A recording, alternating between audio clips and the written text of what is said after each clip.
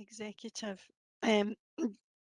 Do we have any apologies this morning? Convener, no apologies have been submitted.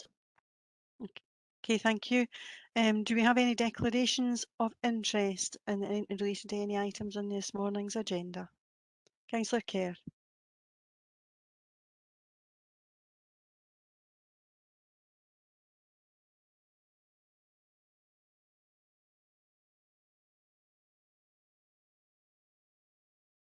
James. I'd lost the internet there. I've got my second job at 11:25. Okay, it would be a challenge, but I'm not entirely sure we'll be able to have the meeting finished by then, but understand that if you have to go. Okay, we move on to the minute of the meeting on the 23rd of March. Are we happy to agree that as a true record? Agreed. Yeah. Thank you. Is there anything that anyone would wish to highlight that maybe isn't contained on the agenda?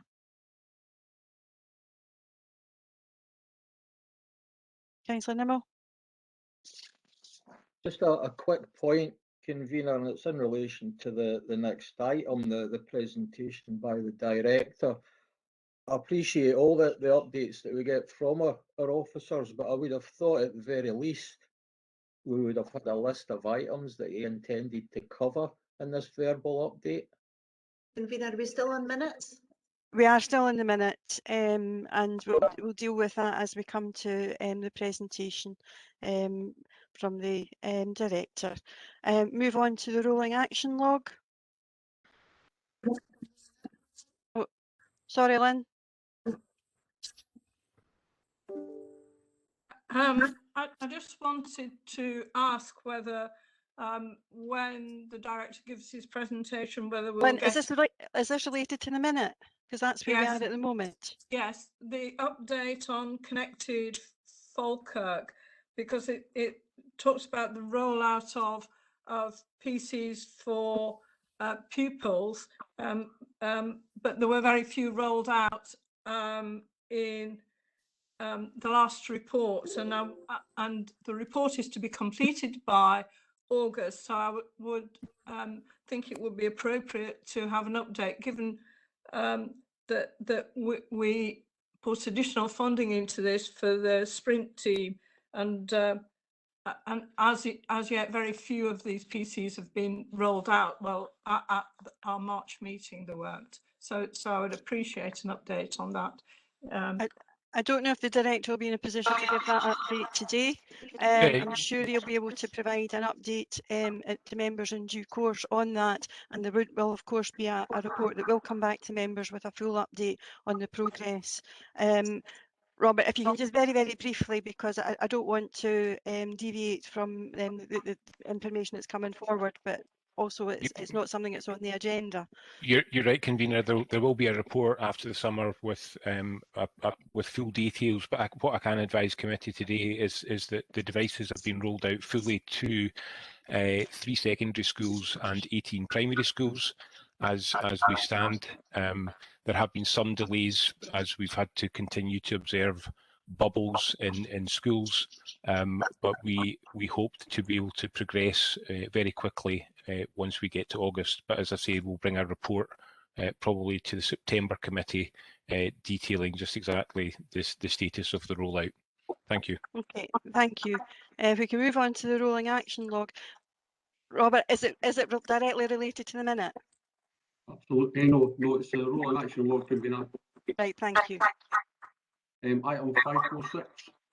In the comments, it says that 546 succeed to date shelter model. In the comments, it says an update on Connected Falkirk going to education, children and young people executive, 23rd of March. And there was a report on the 23rd of March to the executive. It's obviously just not been updated. Okay, thank you, Convener. Is there anything else in the rolling action log?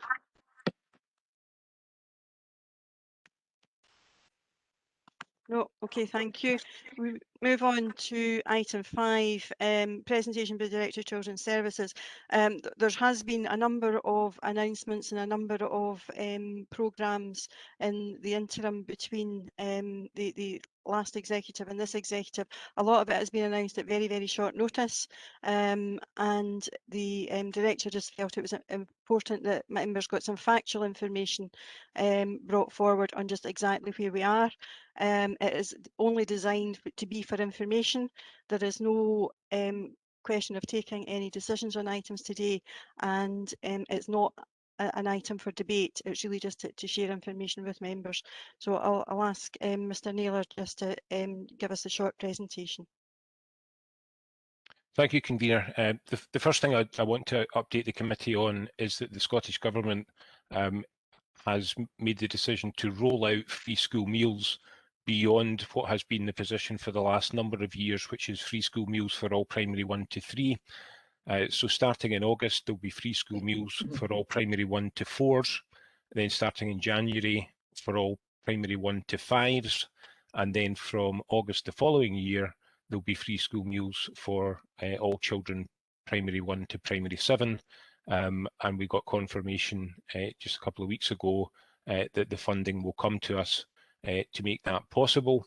And as we speak, our catering team are making the necessary arrangements to make sure that when we get to August, we can meet that ask for all primary 1 to 4s to be having a free school meal. The second item is the Scottish Government announced a £20 million fund for Scotland for an enhanced summer offer of a national summer of play and activities. Falkirk's share of that funding is £444,000, and the activities have to be designed to support children, young people and families who may otherwise struggle to access active experience during the school holidays.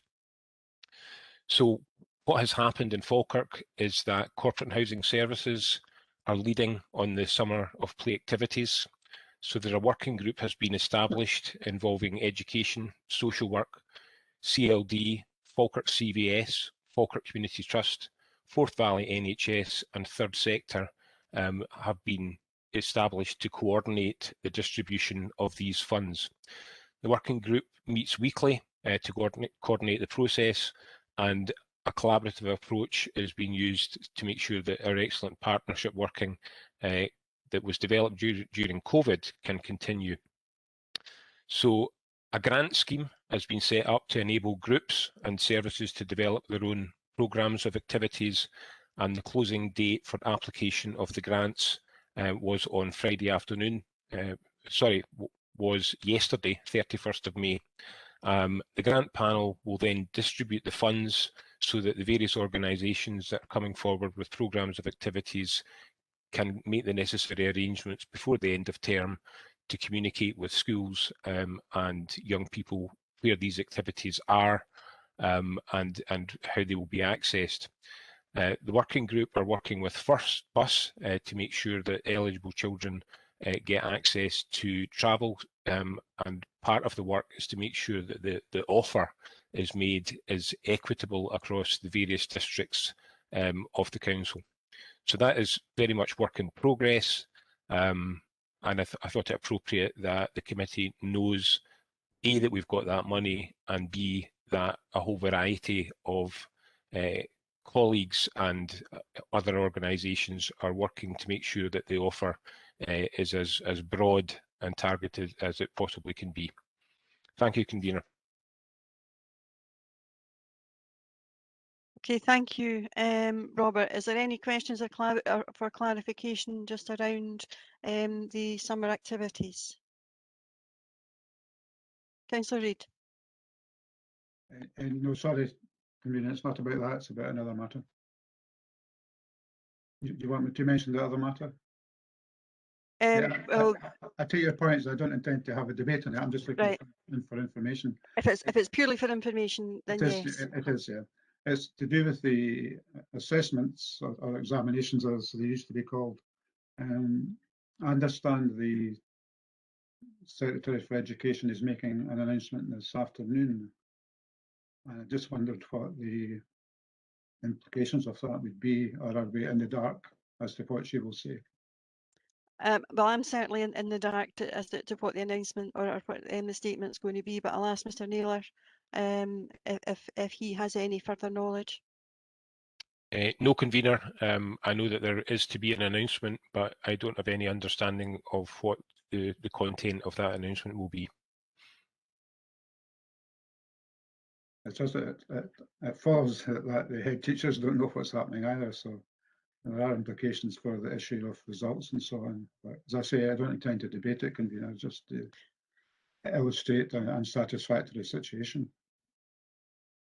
I don't necessarily disagree with what you're saying, but I say that we can only act on what information that we are given and shared with us. And I was only aware just at the tail end of last week that there was going to be a ministerial statement given in relation to the assessments.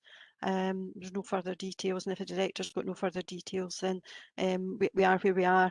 If it requires to be any feedback to members following that, then I'm sure Mr. Naylor can arrange for a briefing note to be circulated accordingly.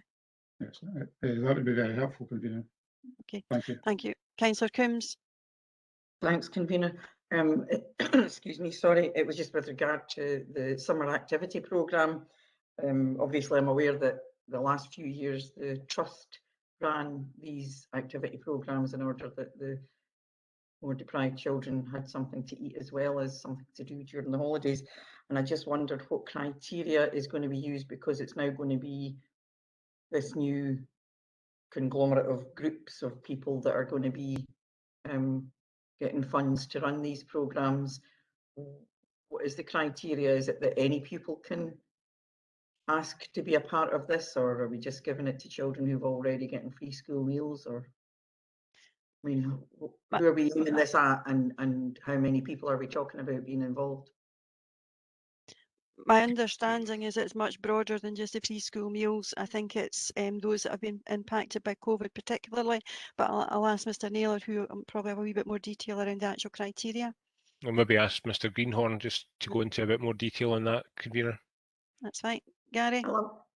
I love it when I ask a question he's more than one to answer. Okay, thanks, convener. Let's just say that there are a group, council-wide group being set up just now to look at that question. Around the table are members of the Falkirk Community Trust, are members from Corporate and Housing, are members from CLD and other groups as well. To answer Councillor Coombs' question, and I think the convener was correct that it isn't just around targeted at those children with free school meals. There's a wider definition around deprivation and those that have been impacted by COVID. So I think the parameters of the scheme this year compared to last year have extended somewhat. The details are not yet known, but once they are known from that group, and hopefully the group will be concluding various things by way of their engagement with the third sector as well in this, we can put around a briefing session to all members to tell members exactly what's going to be involved in it. But it's very fast moving, and I can't give you any more information than that because of it, but I will put a briefing note out once we know more information. So it's more by invitation than by application from pupils. We're going to decide who's taking part. Not necessarily. I think there may be some, and I can't preempt what will come up, but there may be a balance between targeted and some universal provision. Again, that will come out once the group concludes the various decisions that they're going to make in the next week or so. Okay. I think I maybe saw David Mackay wanted to make comment on that as well. Yeah, thanks, convener. Just to come in, Councillor Coombs, to basically say what we're trying to do is destigmatise the process as well, so we're not just highlighting those in most need.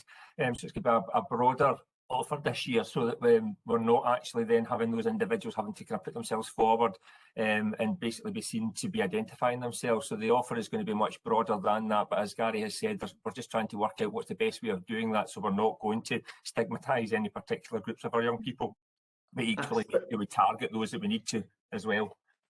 Okay, I was going to say, because we had a lot of debate with my Falkirk Trust hat on, last year when the Trust was running these programmes. I know that, and that's why I asked the question. I think it's important. Also think it's a shame it's not the Trust that's running it this year. We're having to look to external people to help, but there you go. Thank you.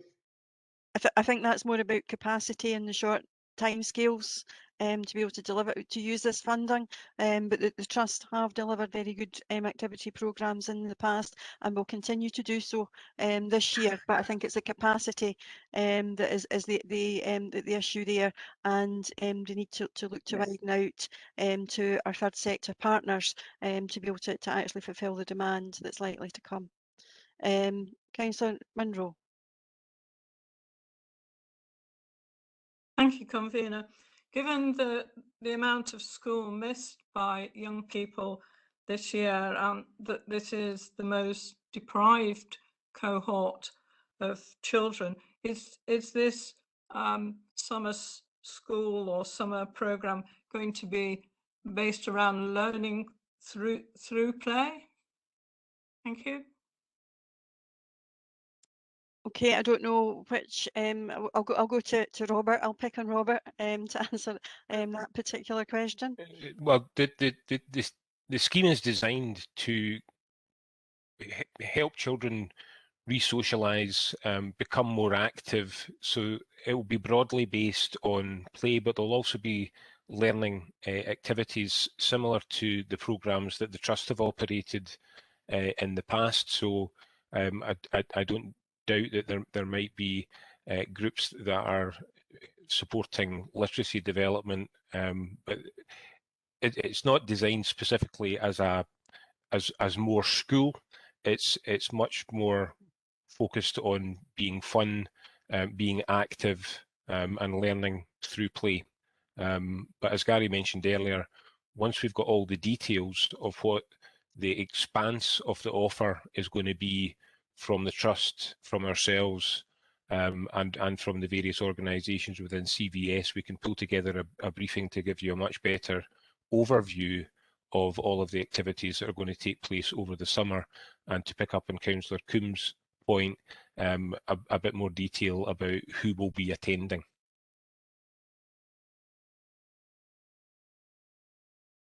Okay, is there any further questions or clarification? Okay, Councillor Nimmo, then Councillor Bissett. Yep, just a quick point, Convener, it is in relation to the presentation. Robert, just in relation to your presentation and the items that you spoke on there, is there any impact on the accuracy of the previous minutes or indeed the role and action log? Is there any items contained in that your presentation is going to have an impact on?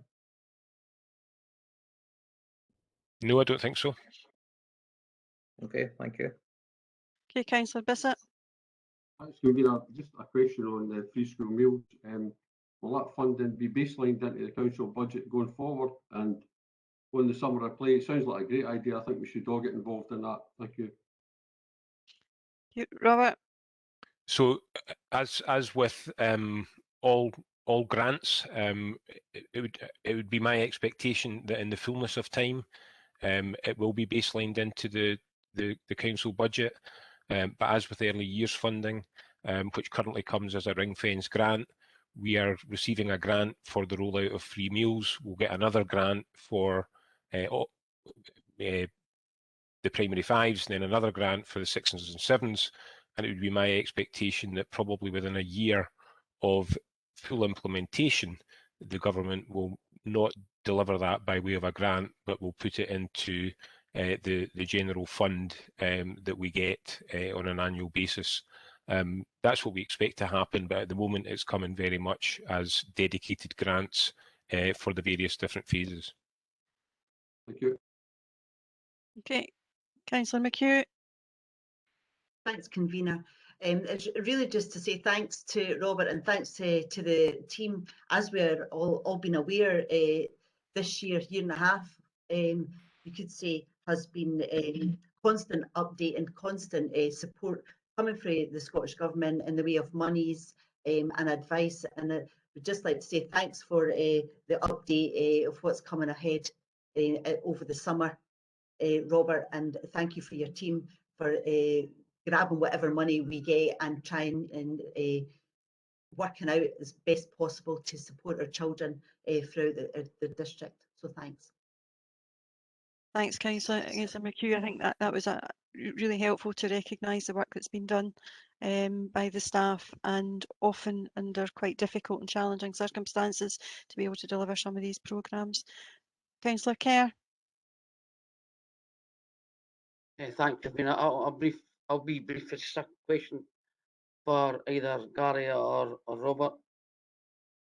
With the free school meals increasing until all primary school children are eligible, which is, for me, is a great thing. Will that affect the amount of catering staff we have? Will it need to be increased each school? Robert. Yes, it will, and that will be subject to, but that will be what the grant is used for.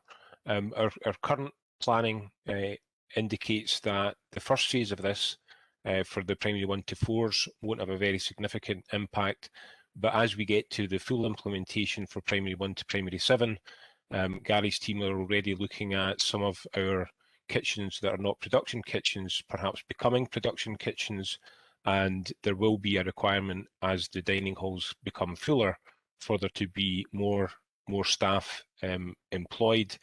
That's likely to be for the second phase, so from next January, but certainly will be for the third phase, which is the primary 6s and 7s that kicks off August the following year. So it'll be a gradual scaling up, but in the first instance for this coming August, there won't be any significant change in our requirements. Maybe just go to Gary to see if he's got anything to add to that. Okay, thanks. Gary? No, just to say, you're absolutely spot on, Robert. Yes, there will be additional staff that's needed, both in terms of catering staff, potential cleaning staff, and potential support staff in schools.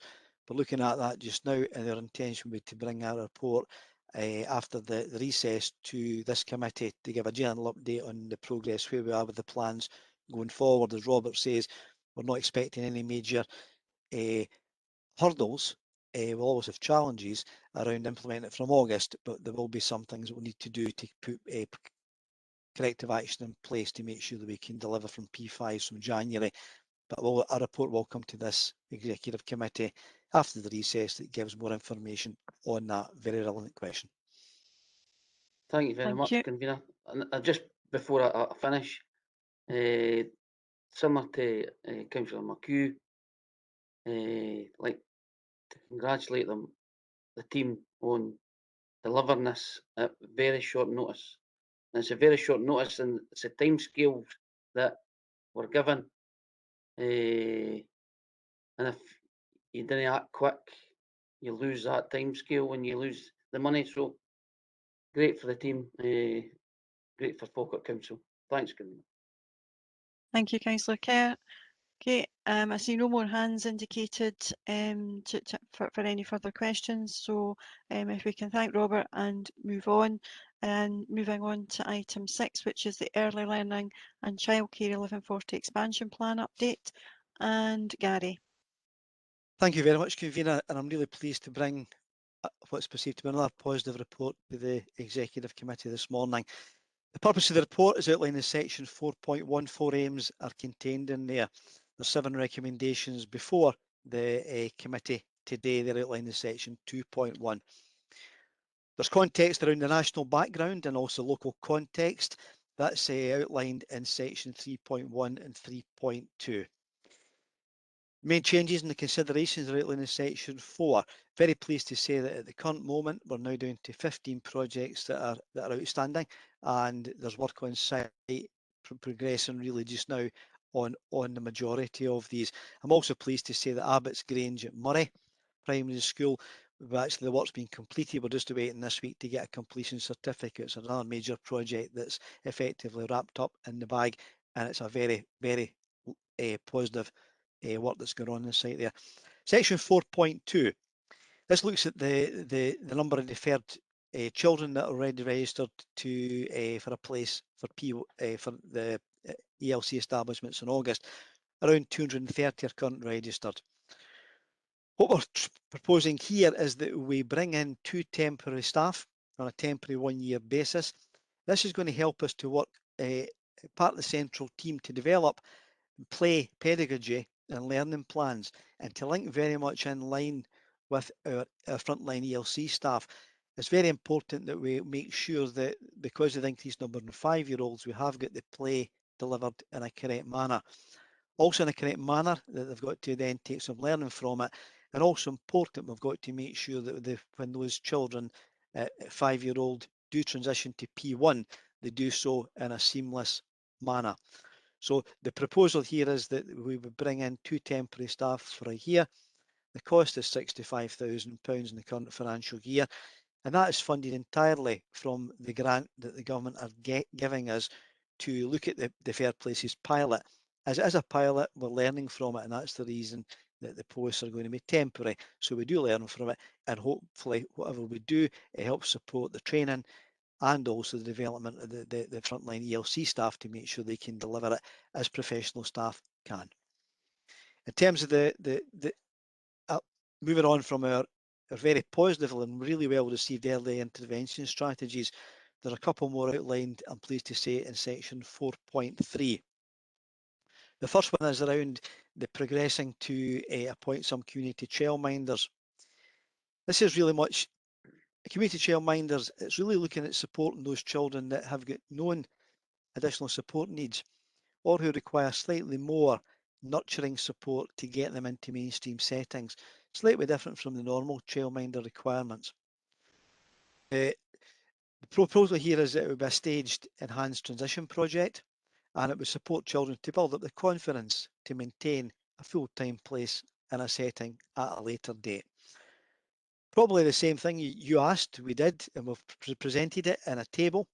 The previous questions from the members quite rightly were asking for some details around the community, the childminders that are available on a ward-by-ward basis, and the number that are provided funded ELC places. The table's there. They do show us a number of things. It shows that in some wards, no surprise, particularly some of the rural wards, that we need to look at, see if we can increase the number of childminders. Again, these are questions quite rightly that members have posed at previous meetings.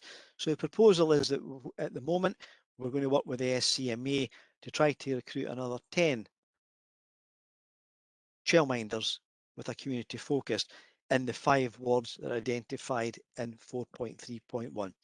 The estimated annual cost of this is £60,000, and that can be met from existing funding.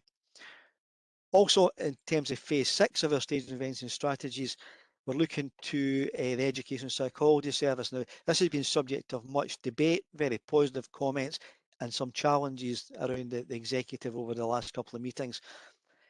The psychological support cannot be underestimated. The emotional well-being and mental needs of our children and young people are absolutely paramount, and we take it very seriously.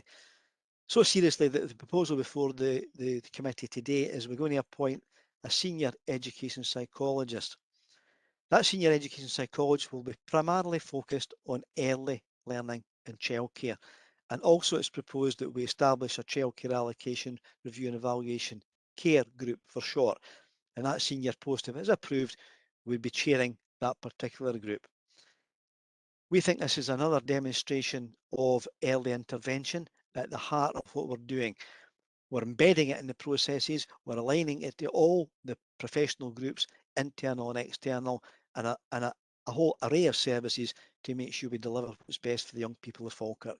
The cost of this is £85,000, and again it can be met from the existing funding package that we've got. Section 4.4 just outlines where we are with the current temporary restrictions fund. Unfortunately, we've not quite finished round 3 yet in terms of the financial reconciliation, so I'll update members what we've paid out. But it shows that we've paid out just over £75,000 to local childcare providers to help them being supported through the COVID challenging situation that we've all faced. In terms of section 4.5, it confirms that the most recent progress report submitted to the improvement service, it was a progress snapshot at week commencing the 26th of April, and that's been submitted. I felt it was important for members of the committee just to see some of the stats in a broad-based approach. 3,728 children are currently in ELC placements. It breaks that down to the age groups and also looks then at analysis of the sector placements. I'm pleased to say that in terms of the private sector, the PVI sector, we're now up at 16% of our young people are in placements between private nurseries and childminders. Members may recall we set what we then thought was an ambitious target of hitting roughly 13% of that. We've now exceeded that, and that shows the emphasis on giving a blended approach and parental choice in the matter. 4.6 sets out a new challenge for us under the Scottish Milk and Healthy Snack Scheme. The apologies, because I would like to have gone into more detail, but the guidance that's been put out in this just now is still in draft form. We're expecting the final guidance to come out in the next week or so. So what I will do to the committee, I'll provide a more detailed update on this at a meeting after the recess. But in broad terms, the scheme aims to ensure that all children in childcare setting, that's early years, not primary age children, will receive a daily serving of milk and a healthy snack. The eligibility of the scheme is open to any childcare setting, including all childminders, whether they're in partnership or not. The key is that they have to be registered with the Care Inspectorate. The Scottish Government have asked all local authorities to administer it, and they will provide an administration grant for doing this. The key dates just now were, it said that the registration was to be completed by the 31st of May. Unfortunately, that date slipped because the guidance just now is still in draft form, but we're expecting that guidance to be amended to say that the registration is to be completed by the end of June. Nonetheless, Falkirk is already well underway with considering the registration process and talking to our private PVI sector about this. The proposal here is that this is going to be linked to a really good Marvellous Mealtimes project in terms of the aims and ambitions about it. No one would want anyone not to have some milk and a healthy snack in any of our settings. The main aim is that the councils will provide a grant or a subsidy for any child that's in any setting where the setting can provide that milk or a healthy snack. At the moment, it's probably going to be based on a daily rate, but it'll be annualised and then the payments will be made. At the moment, we think every term, subject to some financial paperwork and some financial reconciliations. Proposal here is that we appoint a 1 FTE administration officer. Certainly this would be for at least 1 year to be get up and running with the scheme, and after that we may review it after that. But certainly we need the administration office to set up the scheme and help it run for the first year, and then we can take stock of it and make any amendments thereafter. That £45,000 comes directly from the administration grant that the Scottish Government are giving the Council. Section 4.7 outlines some proposals to conduct a review of our current emissions policy. This is really just to consider the impact and effect that the blended approach has had on the number of children in their settings, and also to look at how these settings are allocated. Again, it's going to consider demand and supply and look at how we can maximise occupancy in these settings. As part of this review, it will also consider those schools where we have had difficulty in increasing ELC capacity, mainly because of the infrastructure challenges on site, and we'll also consider the potential displacement effect having the deferred 5-year-old policy may have, particularly on 3-year-olds. So over the summer, officers are going to do a bit of work, and we would report back on that conclusion of that work after the recess. 4.8 also outlines an internal review. Members will recall we had a DSM review to try to align some of the staff component parts in our nursery classes with those of our early learning and childcare centres a couple of months back. That was successful. This is looking at just the same thing. It's looking at how, and particularly in those nursery classes with high capacity, to make sure have they got the correct senior staff structure in place there. So that's what it's going to look at. We're going to do that work over the summer. There is no question of us cutting back staff here. The question here is, have the nursery classes, particularly some of the larger ones, got the right senior staff in place? Any senior staff augmentation will also then in turn support the primary school management as well. 4.9, I'm very pleased to say that we had concluded the consultation on the Denny ELCC renaming, and the proposed renaming of the centre is My View ELCC as outlined in section 4.9. 4.10 turns now to the sustainable rate payments to private partner nurseries from August 21. As part of the contract for private nurseries, we are talking to them about an inflationary rise to come into effect from August 21. At this point in time, there's quite a lot of national work going on around benchmarking from national associations, and indeed the government early years team are conducting some benchmarking work around what other authorities are paying just now by way of sustainable rates and looking at the various component parts of it. So that being said, what we will be doing is we'll be bringing this work to a conclusion at some point over the summer to be reflected in the new contract. So it'll be issued prior to August for our partner provider colleagues. The proposal is on that is that the director would take a decision under delegated powers subject to whatever was agreed being affordable within the context of the current budget, and we would report back after the recess to this committee. In terms of the implications, the financial resources are outlined in section 6.1, and again I'll make the point that we look at the resources as a combination of revenue and capital to deliver the project, and we remain very confident that we'll be able to deliver that project within the overall total revenue capital projects resources that we have. In terms of the risk and inequalities, they're set out in section 6.3 through to 6.6. And in conclusion, I would say that we're now really reaching a very pivotal and exciting part. There's lots of our fairly larger projects that are underway now, and they'll be concluding over the summer or just after the summer. And the team are really focused on making sure that we deliver these projects to make sure that the young people of Falkirk get the infrastructure and the settings that they deserve. Happy to take any questions. And also Karen Thompson, the project officer, the project lead, is also in attendance at the meeting today. Thank you, Gary, for again a very fulsome but very positive report. But I'll go to Councillor McHugh. Thanks, convener, and thanks, Mr. Greenhorn, for yet again an excellent report with a lot of detail this time as we move forward. What inspires me is really, given that we've had a bit of hold-ups with our projects, this team has pushed forward, jumped the hurdles and pushed forward in different ways. They've created a professional and a team that will guide our children and support our families in the earliest, most crucial years.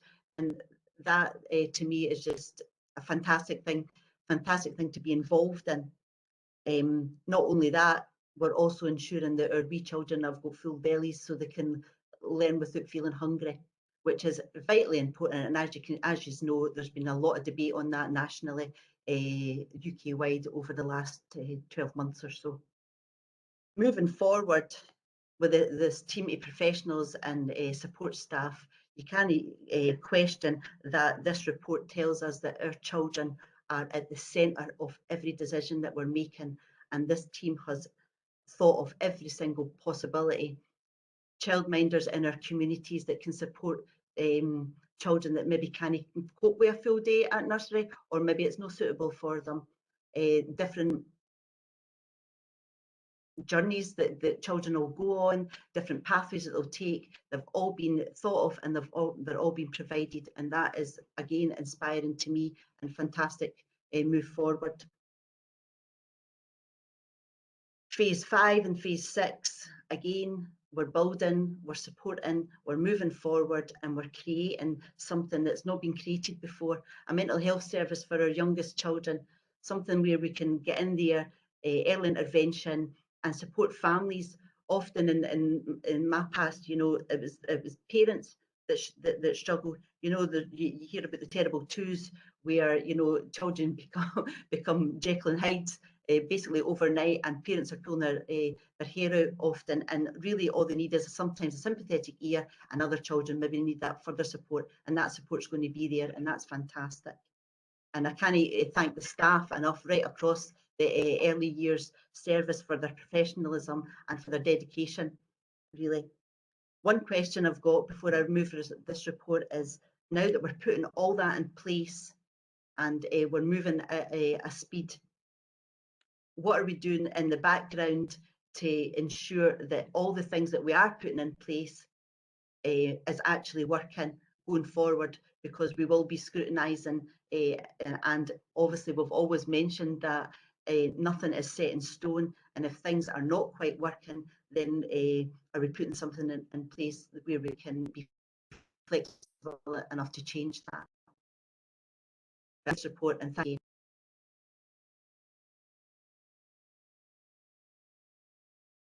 Thank you, Councillor McHugh. Gary, do you want to maybe comment on the question that was asked around performance management? Absolutely, Convener, and thanks. It's a really relevant question. But hopefully what we have demonstrated is throughout this project, we've made constant changes to it. We've not rested on our laurels. We've looked forward, we've looked back, we've looked 360 degrees at times here. Quality is going to be important here, and we've got to make sure that what we've got going forward is a quality provision. And part of this, the strengthening of the central team that members supported us with the proposals to do, brings that quality element into it. Now, at the same time, we're also looking today, if we get the proposals agreed, to strengthen the team by another 2 people that are going to look primarily focus at 5-year-olds. But that again, strengthening in the central team.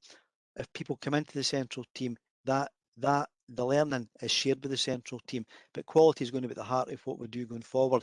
And what we will do is, once we get over the current hurdle and we all can breathe a slight sigh of relief, but not a big sigh of relief, to get the project delivered, we'll then be really focusing on how we can maintain it, and the quality will become significant then. So I expect the further reports will look at that question that Councillor McHugh quite rightly asked about the quality impact and how we take that forward. And David and his team are also really geared up to do that as well. Okay, thank you, Gary. I think, is it Councillor Colley? Thank you.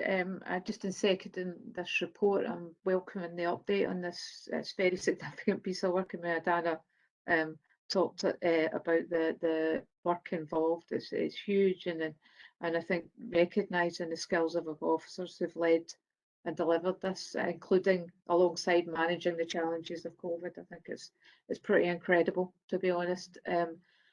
Just a couple of points about welcoming the pilot on deferment. It's clear with the number of families taking this option that there's a clear demand for it, giving parents that option when they feel their child is not ready for primary school. It's certainly in the best interest of children as they start their education journey, and I very much support the inclusion of additional funding for the pilot. It's good to see the expansion in the number of community childminders. It's an important piece of the puzzle for parents and their children, given greater choice of options that meet the needs of families. I particularly welcome, as you might imagine, the level of childminders in my own ward of Denny and Backnock, and with increased capacity available.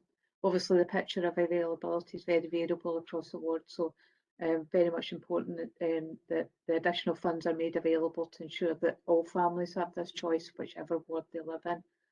Similarly, identifying additional needs of children and families at the earliest stage is vital, and as such, the establishment of the group in additional education and psychology input are important tools in ensuring children at the very heart and have the very best start. Also note the Scottish Milk and Healthy Snacks Scheme and the work the Council is undertaking. And I welcome the proposal to recruit additional administration to support the ongoing development of marvellous mealtimes. It's a great example of good practice, and those involved in developing and continuing to develop that should be very rightly parried. Finally, just a couple of words about my own word. It would be remiss of me not to highlight the renaming of Denny ELCC and welcome the new My View ELCC. Lots of CCs in there. It's fantastic, and welcome the ongoing work on Head of Muir Primary School and the upcoming plans to carry out work in Denny Primary School. with the plans for accommodation whilst the work's undertaken. Across the district, we can see the final stages of delivering the physical capacity. And just finally, just to say thank you to all involved in working through this. It's been fantastic work, and I think Adana said it, and I think we all very much appreciate it. Okay, thank you, Councillor Colley. And Councillor Reid. Yes, thank you, Convener. On behalf of the Labour Group, I'd like to third the report. It's a very good report from a very good team. Just one or two little questions.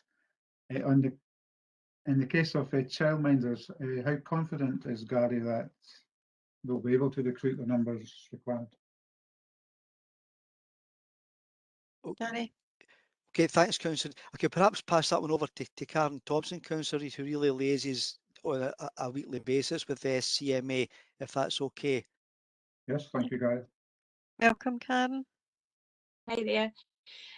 Yeah, so our colleague, our Training and Development Officer, Margaret Aitken, who has responsibility for engaging with and recruiting our childminders, has already sent out an invitation or an expression of interest invite to childminders. So we have had a large response. More than 10 have responded to say they would absolutely be interested in engaging with us and finding out a little bit more about that.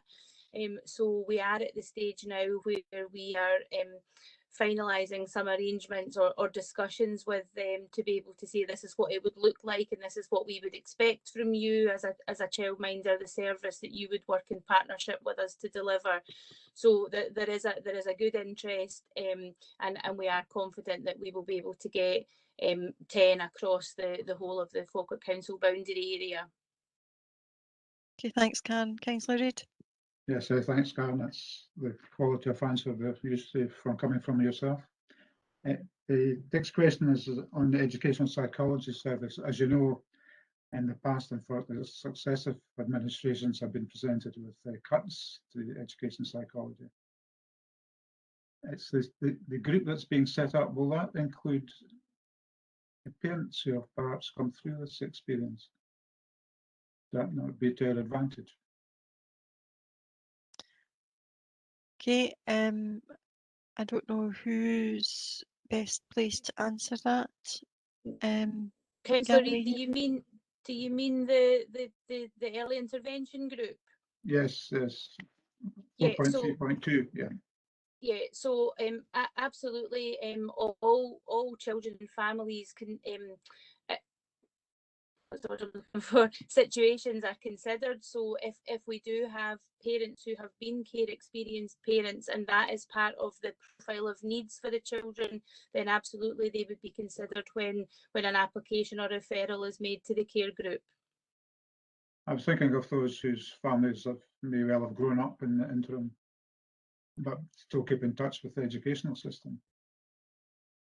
Yeah, I mean, we're really keen to consult throughout this whole process. This is a sort of reinvention of what we've done in the past, but with improvements and being much more proactive. So we do intend to consult with parents to ascertain what would have helped, what could have helped, and what could we do better this time. So we will engage with parents throughout the process as well, and reflect on the referral process and the interventions that are made, so that we are reflecting and, as Councillor McHugh said, reviewing our process as we go ahead to make sure that it is meeting the needs of our target and it is actually making a difference to these families. Thanks for that. Last question, on a slightly lighter note, is the milk and healthy snack scheme. As we raised at the briefing, Gary, there are types of milk other than those emanating from cows. Will that be taken into consideration with increasing veganism, for example? It will, Councillor, and if I could read just a very short paragraph from the current draft guidance. It just says that where children cannot drink cow's milk for medical, ethical or religious reasons, the scheme will provide goat or sheep milk.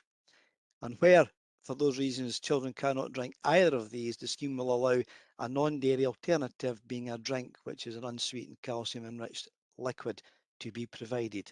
So yes, although it's in its development stages, there is quite clearly a range of milk, probably more so than I'd ever considered before, but a range of milk will be available to our young people in the sentence going forward. Okay, thank you, Gary. Thank you, Convener. Thank you, Councillor Reid. Any other questions from members? Okay, I've got Councillor Coombs, Reverend Rollo and Councillor Munro. Councillor Coombs first. Thanks, Cecil. It's just a really quick question, Gary. As Pat alluded to there, obviously the educational psychologists have been cut throughout many years because of the budget cuts. And I just wondered, will this psychologist at some point in the future, is it predicted that they will then get a budget to enable them to because one psychologist across the whole school estate is really not going to make a difference given the problems that we've got at the moment. And as I said to you at the briefing, the early intervention team is where we need to be looking, because that then has impact on council budgets for, you know, closer to home and all the costs that are incurred if children aren't picked up with difficult behaviours at that early stage. Then it just has a lasting impact on all public spend with social work, police and perhaps residential care in the long run in the worst of the cases. Okay, thanks, Councillor. Psychology system services is important. Yep, Councillor Coombs, you're absolutely correct. The idea here is not too much cuts. It's to have a senior psychologist with a sole focus on early learning and childcare, and they would then help work with the rest of the psychologist team just now to help embrace that. Going forward, if there is additional resource requirements that come out of it, then again, as was mentioned earlier on, we will learn from that, we will look at it, and if needs be, we will try to sort it. So it's very much linking with the current team, but with a sole focus on early learning and childcare, and that's what we've not got just now. So it strengthens the team, and we'll review that, as was mentioned earlier on. This will be subject of review to make sure it's embedded with a positive vision and a smooth transition. Okay, right. Thanks, Gary. I'm just aware that I don't think we have enough SLAs in school to help the teachers, so the psychologist can identify a problem, but if there's not enough, you know, physical resources on the ground. And I think that's an important point, Councillor Coombs, that part of this care is looking at the resource allocation. So if that care group deems that certain young children have got additional support needs, and those needs need to be met in a set way, then we've got to make sure we provide it. So it's almost like a targeted prioritisation of resources. So that's the way that we see it embedding in going forward, much as the same that we do with primary and secondary age children. So this is the primary focus of that. So you're absolutely spot on. Okay, thanks, Gary. Thanks, Cecil. Thank you. And just to say that there's actually been an augmentation of SLAs in the last few years, recognising that their particular role going forward. I'll go to Michael Rollo.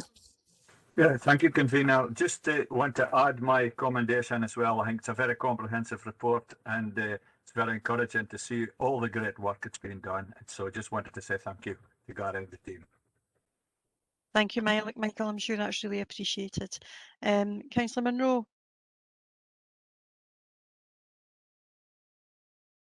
Thank you, Convener.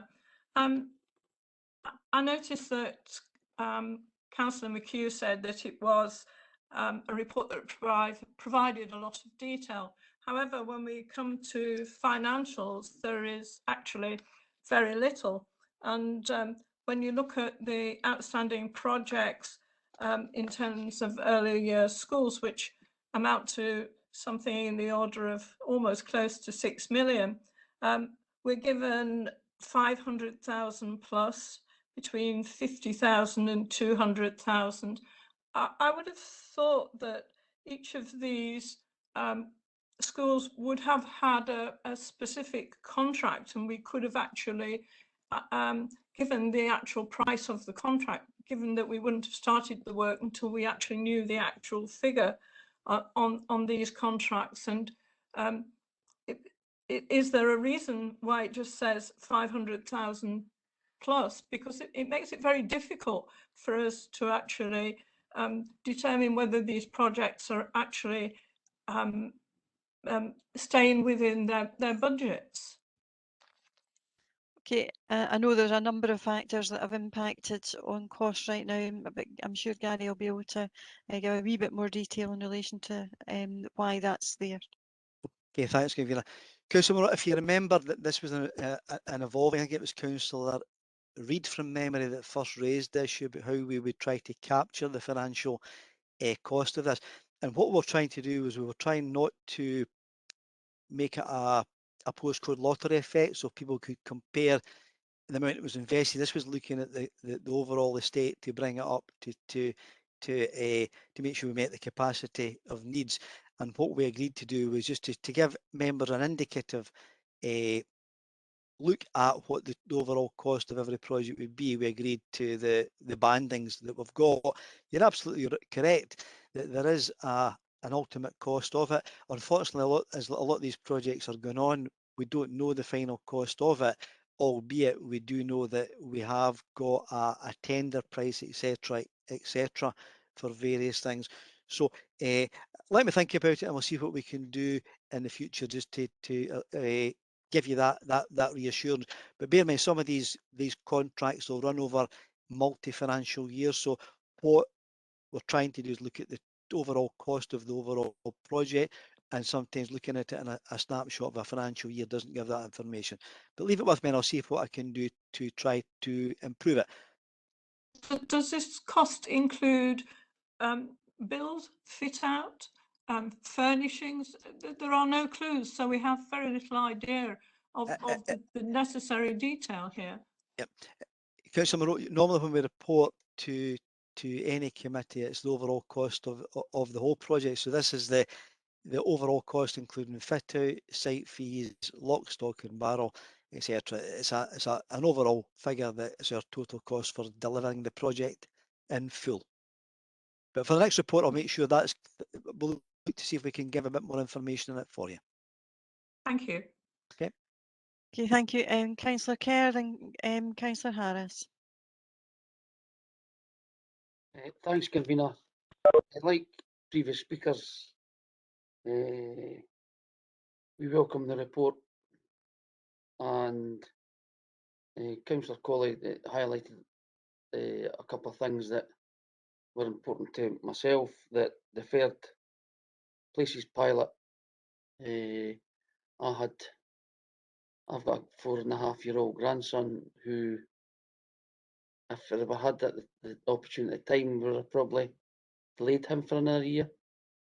So given the parents of folk at this opportunity is great, as I've mentioned previously. As Gary mentioned about the childminders for the area I represent, it's a problem, and I'm glad that it's been identified and they're taking any cognizance that it is a problem, not just my area, but there are other areas there that's been highlighted as well. Just a question regarding the educational psychologist or senior educator. In previous years, we've struggled to recruit this kind of person. How confident are we that we're going to be able to attract somebody with the qualities that we were looking for? Okay, Karen. Oh, sorry, David Mackay would be able to answer that one, Mr. Okay, apologies, David. Thanks very much, Convener. Thanks, Councillor. No, absolutely. We've been liaising with Nick Balchin, who's the Principal Educational Psychologist, regarding this situation throughout, and he is fairly confident that we will be able to recruit to this particular position, potentially, first of all, within our existing team, and then backfilling that post as our first port of call. So we've got someone who already knows Falkirk Council and can hit the ground running, and obviously that piece of work, if approved today, will begin very, very swiftly, and we hopefully be able to report in due course that we've been successful. But it is a valid point because there are challenges. But again, through the conversation we've had with Nick, I think we're reasonably confident we'll get someone. Thanks, David. I'm just glad that we will be in a position to get this person. And before I'd just like to thank Gary and the rest of the team for, as usual, a comprehensive report. Thank you very much, Convener. Okay, thank you, Councillor Kerr. I'll go to Councillor Harris and then to Councillor McHugh to wind up. Thanks, Convener. Question slightly preempted by my colleague on our general questions about finance, but specifically I'd like to ask Gary about the Denny Primary School. It's the one project which has seen significant slippage. We know that there were issues around difficulty with the groundworks which have caused problems. The last briefing we had, the last time this came up at the last executive, my understanding was, correct me if I'm wrong, but the project was still out to or subject to re-tendering. I'm assuming that now with a start date of 14th of June that re-tendering has been completed and accepted. That's the first question. And clearly with the difficulties around the groundworks and COVID and our known significant increase in construction costs, does Gary have an estimate whether this particular bit of work is going to come within the previous financial capital envelope? So two questions. So has the tender been accepted, and are we in budget with this particular project, or is it going to go over?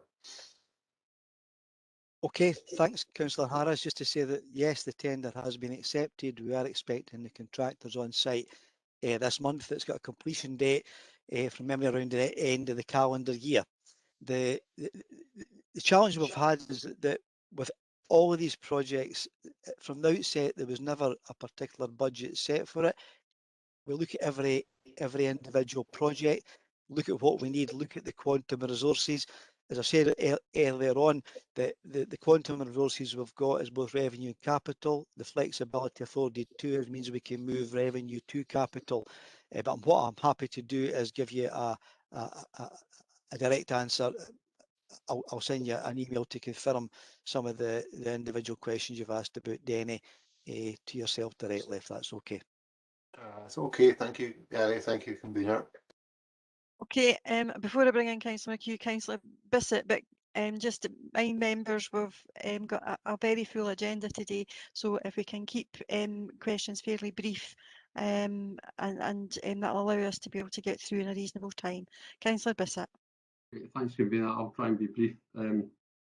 Basically, I'd like to welcome this report. It's a very positive report. As Councillor Reid says, the Labour group welcomes it. Support for our children is vital in their development, and I'm glad to see the educational psychologists come in place to maybe pick up problems early. It ties in with the agenda item 9 later on about wellbeing. So overall, a great report and very positive. And I'd just like to ask Gary about the early learning and childcare and buildings and climate change. I wonder if you could maybe just quickly sort of summarise what we've done, how we've built them, and is there solar panels and stuff like that? What are we trying to do to kind of reduce energy? And the other thing I just wanted to say was, what's the difference between the Scottish Milk and Healthy Snacks scheme and the UK Nursery Milk scheme? And was there any funding came to the UK government for that particular scheme? Thank you. Okay, thanks, Councillor Bissett. In terms of your first question, the climate change one is always it's an excellent question, firstly, but it gives us a challenge and also sometimes a headache. But what we have done is that any work that's been done has been using the most efficient, for example, M&E electrical stuff, boiler replacement. All of these will be the front end of being efficient. In terms of the question, have we done anything directly around for example, solar, the photovoltaic panels on roofs, etc. We've not done anything like that as yet, because we're always conscious, had we the money to do it. I think what we will be doing is, once we get everything done, we'll be looking at the whole carbon agenda for the council, and I'm sure that at some point in the future there'll be an investment, not just in early years, but the whole school estate, to look to see how we can improve it to meet the carbon, the really challenging carbon targets that lie ahead for us all. So that's probably an answer to the first part. The second question you had asked about, was it a replacement for the UK nursery milk and snack scheme? And the answer to that is yes. This is the Scottish Government bringing in effectively their own scheme to help substitute that, and also will help replace the equivalent for the EU scheme. There is some 1 year transitional arrangements that are still in place, but effectively this is targeting probably a more direct approach to the childcare settings, with an offer of financial support to provide a milk and healthy snack in Scotland.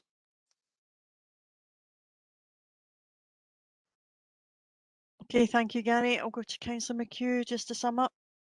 Yep, and I'll be very brief, just to cover a few points that have been highlighted in the questions during our discussions there. I think first off, with the psychologist, just to reiterate that there will be parents part of the steering group for care. Karen, so there will be parents part of that steering group. So for the decision-making process group, the care group, there isn't parents on that, but we will involve parents in the review of the process, the new process. Can we look to ensure that parents, just as Councillor Reid has highlighted, are very much involved and get a chance to comment, especially parents that have maybe gone through a very difficult time themselves? Yeah, we have the care group that actually makes the decisions about the early intervention and support for these families, but we do also have a strategic business group, so that will look at the actual process and analyse the system. So we can certainly look at involving parents in that to get their feedback. That's brilliant. Absolutely. Okay, thanks, Karen. The second thing I really wanted to highlight was with the psychological team that we're talking about, that things have really changed over the last 20 odd years within child care and in education. And we've got staff there now that are highly qualified, you know, at various levels, that do, as part of their training, some psychology. So, I mean, although we will have the senior psychologist as a steer group, we have got some excellent professional and very experienced staff that will be taking forward his work. So it's a whole team approach. So it's not just a case of focusing on one professional.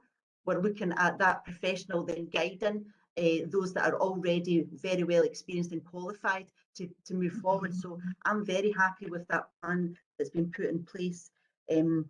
As far as dairy goes, I think we've had a headache for years in nurseries with allergies and different faiths and that. So that is always paramount. I remember at one time almost feeding a child that had an allergy fish, a piece of fish, and then I found out that he didn't actually have an allergy to fish. It's just that his mum and dad didn't like fish, so he never had it in his diet. But there was a panic at that time, just as he was about to put it in his mouth. So yeah, we're definitely, nurseries are always on the ball as far as diet goes, and ensuring, you know, people, parents' rights, and also children's diets. So that's great. And I was just thinking about the climate, and the fact that we are promoting outdoors as much as possible must have a natural knock-on effect within our buildings. We've extended play areas, you know, throughout our nursery estate, and that really encourages children to be outdoors more. So obviously the more you're outdoors, then the less energy you'll be using within. The thing that I would like to some scientists to tap into is how we can take children's energy and actually turn it into electricity, because there's a lot of energy out there that could be tapped into. But thanks, convener, and thanks for the report again. Thank you, Councillor McHugh.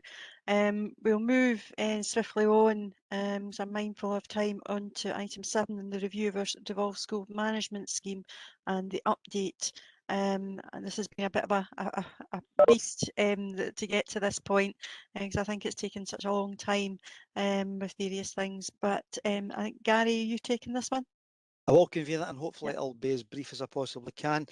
The purpose of the report today is outlined in section 1, 3 recommendations before the executive outlined in section 2.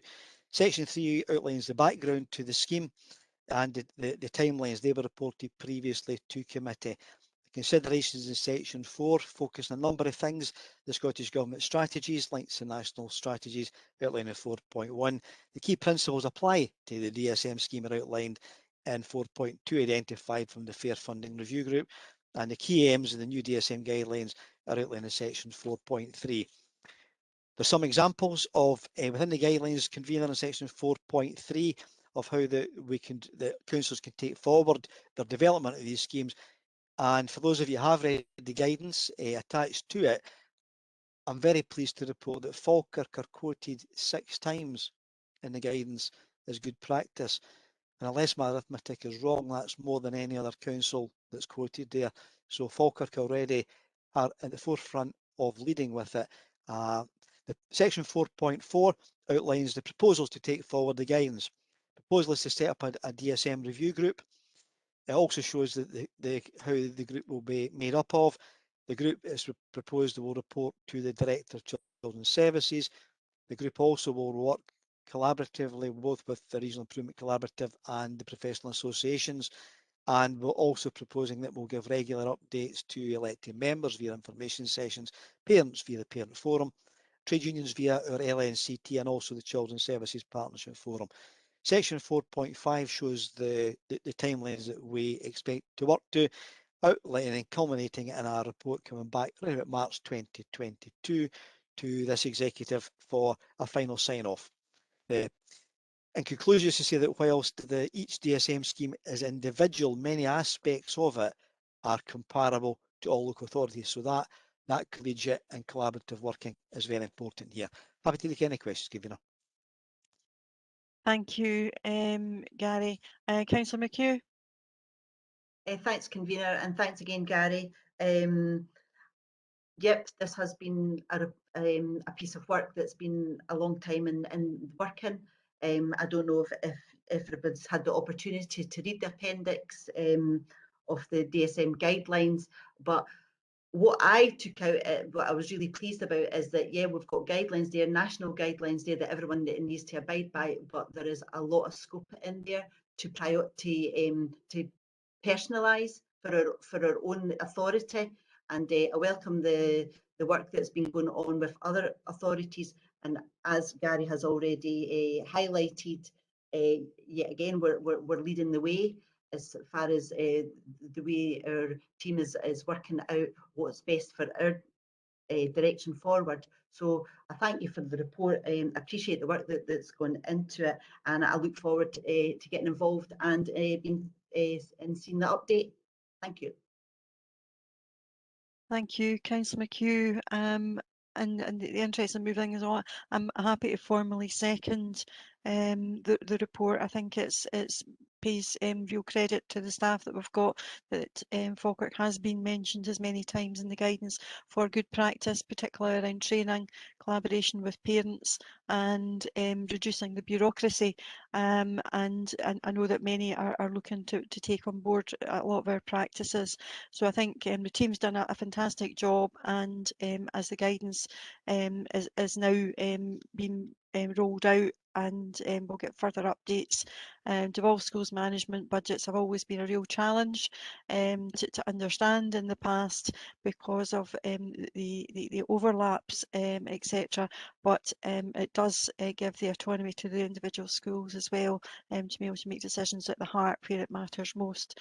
So all I can do is say thank you to Gary and indeed to the team for the work that they're doing, and look forward to seeing that as it evolves coming forward. I have Councillor Munro. Thank you, Convener. I did take the trouble to read the attached and notice that Falkirk was mentioned in a number of places, but I would like to highlight on page, it says 16 or 49, the comments on West Dunbartonshire, which says it has robust systems in place for the effective management and monitoring of finance, ensuring strong financial governance and delivery of best value at both corporate and project level. And I think I would like to see Falkirk included along that basis in the future. Thank you. Okay, thank you, Councillor Munro. Any other member wish to? Okay, I have Councillor Nimmo, then Councillor Coombs. Thanks, Convener. It's just a question for Gary. Gary, as far as the DSM scheme's concerned, does that impact at all on the ring-fenced money that's allocated to schools and head teachers? Is there any crossover of use? It's a very good question, Councillor Nimmo. It impacts it in as much as the DSM scheme will govern how they manage it and account for it, because within the DSM scheme, it allows schools to have the flexibility to provide separate finance codes so that they could properly, as back to what Councillor Munro said, we can have a properly transparent and link to the financial ledger, so it allows schools to account for things in a lot easier. In terms of going forward, if any of the current ring fence grants became mainstreamed, then there's an impact that they could have on the DSM scheme going forward. But effectively, it allows schools to manage their individual ring fence grants in a separate manner through the financial ledgers that everyone would want, and it allows them to make some interfaces with their core grants as well. Thanks, Gary. Okay, Councillor Coombs. Thanks, Convener. In 3.1, it's talking about the fair funding review, and obviously one of the main reasons for the DSM was to try and close the attainment gap. I wondered, have we any evidence that that has actually worked, given that it's been, I don't know, 4 or 5 years that this has been in place, and how are we measuring it to find out if we actually know whether the attainment gap has been closed in any way? Now, I understand that this past year has obviously been strange, but we did have 4 years prior to COVID before, where this was still supposed to be happening as a key driver. Okay, Mr. Naylor. Members will recall reports that come to committee.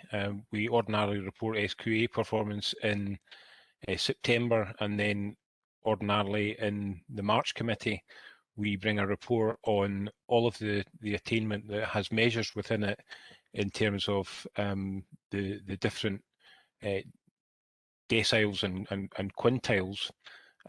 We reported recently the closing of the gap for the lowest 20%, the middle 60%. That's also referenced in our local government benchmarking data. So we do have evidence that the gap in Falkirk is closing. Still have a way to go, but the trend is very much in the right direction, both in terms of school leaver qualifications, but also in terms of the achievement of levels in the primary sector within the broad general education. So that report that I think came to the March committee has that detail in it, and we'll continue to report on our progress with closing the gap on an annual basis. Okay, great. Thanks, Robert. I'll have a look back and check those figures, but one of the things that concerns me is that sometimes it's not the school leavers, but those that actually don't get as far as the exams as well for various reasons. The other thing that I was wondering about was, I'm aware that there are I can't remember what they're called, school-based negotiating committee within the school that speaks. Some of the schools, they take part in the DSM decisions. I don't know if I'm making sense. Is it called there's some sort of negotiating committee that involves more teachers rather than just the head teacher making decisions on the DSM funding. And obviously, the more democratic workplaces are, the more efficient they are. So I don't know if you've got any. I think Gary's going to answer that. The committee, and you're quite correct, Councillor Coombs. It's called the SBNC, the School-Based Negotiating Committee. Primarily, the job of that is a statutory function linked to the LNC to look at teachers' contracts. However, a lot of schools use that as a wider forum to discuss development plans, etc., etc. One of the things we will be doing as part of this DSM review is looking at if we could take some areas of good practice there and roll and embed that out more further through the other schools as well. So that's one of the key things that we'll be looking at as part of this review, to see how schools engage locally with on all matters to do with DSM decisions. Okay, good. I'm glad to hear that. And just one final question, comment. I think that we need to be careful that this simply, and that was what my question was about, with the negotiating within the schools, that it's not simply a head teacher's charter, which the Scottish Government binned that idea 2 or 3 years ago. So I do think it's important that teachers within the schools take a bigger part in the decision making, given that the powers that head teachers have and the budgets that they have now, for, as I said, the reasons that I've outlined earlier. Okay, thank you. Is there any other member wish to questions or comment? Maureen? I think you're in mute, Maureen. Yeah. That's you. Just from previous experience in a primary school, the management team, the senior management team, used to meet together once we knew what the budget was going to be, and we would talk through different things and allocate them to different funds, and then that was put forward to the parent council and also to the staff at a staff meeting. And then we used to call in the financial advisor or officer, because there are financial officers appointed to each school, and we would run it past her. And you know, if there was any sort of debate or anything, it was to justify why we were spending that money, and then they would have taken that back to Gary, hopefully. But that was how it worked in primary schools. So all stakeholders were informed in that process. And sometimes, you know, the head teacher doesn't have carte blanche because it's affecting the pupils as well, and different initiatives that are happening in the school. We can target the money for allocated tasks. So it was quite transparent, shall we say, the process. I don't know if that's still happening, but it was a few years ago.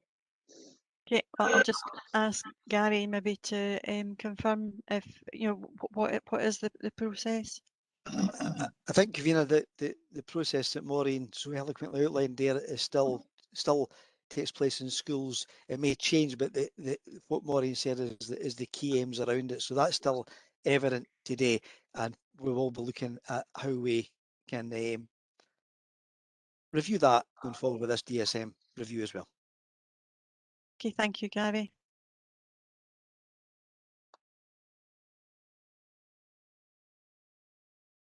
Okay, is there any other? I don't see any hands up. So, Councillor McHugh, have you got anything you wish to say in the final words? No, thanks for some of the clarification there. Okay, thank you. We're happy to agree the report. Yep, thank you. Okay, we move on to item 8, which is the proposed permanent closure of both Kenner and Limerick primary schools. And is that with yourself, Robert? Oh, sorry, Gary. Okay, thanks, Convener. The purpose of the report has two aims today that are outlined in section 1.1. There's 4 recommendations before the executive today, and it concludes with the proposals, officers' proposals, to permanently close both Kenner primary schools and Limerick primary schools from August of 2021. Section 3 outlines some of the background, provides some details of the timeline from the decision being made to go out to the consultation process through to the public meetings. Section 3.3 confirms that due to the COVID restrictions at the time, it meant that face-to-face public meetings were not allowed to be held in Falkirk, and those were replaced by virtual public meetings. The dates of the virtual public meetings are outlined in section 3.4, and I was pleased to say that both of these meetings were chaired independently. The independent chair at these meetings was the chair of the National Parent Association of Scotland, and at these meetings representatives of Education Scotland were there to observe the proceedings. In section 4, the considerations for both schools are the same. They cover the same 7 key areas. It looks at the number of consultees, the summary of number of responses, a summary of the opinions of those who have responded. It then looks at the summary of the main concerns raised, the matters that were raised at public meetings, summary of the comments from Education Scotland, and a summary of the recommendations from officers. By virtue of some of the key areas in terms of consultees, the Council conducted as wide a communication consultation as they could. They lettered all the households in the area as well, because we knew that they might be concerned about the future use of schools. 430 packs were issued for Bothkenna and 288 were issued for the Limerick area. That was a significant consultation. The number of responses for Bothkenna was 7, including the Community Council, and 10, including the Community Council for Limerick. I would just say that it's important that one of the things that was done successfully, and folk will say, why were the numbers so low? But I'm really pleased that David Mackay and his team stepped up really well, because a lot of the challenges around mothballing were dealt with by the team on a one-to-one basis by direct engagement with parents, talking to parents, to allay fears, to help support parents to make decisions, and to help have that shoulder for parents to have a bit of empathy with them. So I think this has worked really well, and it's helped address a lot of the concerns that parents would have otherwise had in the conclusion of this consultation, hence why I think the numbers are low. In terms of the opinions, Bothkenna 86%, 6 were in favour of the closure and 1 was against. The person who was against it was not a local resident. In terms of Limerick, 80%, 8 were in favour of the closure and 20% were against it. The 2 that were against it were local residents. Concerns raised during the process, and a lot of these were what we consider non-direct education matters, although they do matter to local residents. In Bothkenna, it was the preservation of the mosaic, and I'm pleased to say if the proposal goes ahead, we've agreed to that, and the potential impact of the community with no school. In terms of the Limerick, the comments that came back, there was one from a parent in detailed in section 411 that were in favour due to the social and peer impact, the beneficial impact it was having with their children, and also the staff wrote back to say that they're already seen cases where it's helping improve academic achievement. The other concerns there were much the same as Bothkenna, which was the future use of the building and the impact in the village. What we said is that the community consultations would go quite a long way to help allow residents and the locals to be involved in that decision making going forward as to the impact and what happens in their villages. At the public meeting, both public meetings, there was an acceptance of the closure, the inevitability of it, it has to be said, and the main concerns that were coming up were around the disposal of the property and the future use of the property within the village context, and to try to be involved in that decision going forward. In terms of the comments back from Education Scotland, they are outlined in section 4.6 and also in section 4.13. Just going forward, in terms of the summary of the statutory report and arrangements, they're outlined in section 4.15. What we say to a committee today is that if committee do agree with the recommendations before them today, then the Council has got a statutory duty to notify Scottish Ministers. Scottish Ministers then have an 8-week period to decide whether or not to call in the school closure proposals, and if they do, the matter will be referred to the School Closure Review Panel for further consideration. So even though the decision is made today, the final outcome of that still rests with the Scottish Ministers. The details on the appendices are one of statutory need. There's 4 appendices, 2 relating to both schools, and I'm also pleased to say that in terms of the uploading of information as a statutory requirement to the Council website, that was done on time. I'm happy to take any questions on it, Convener. Okay, thank you, Gary. Councillor McHugh.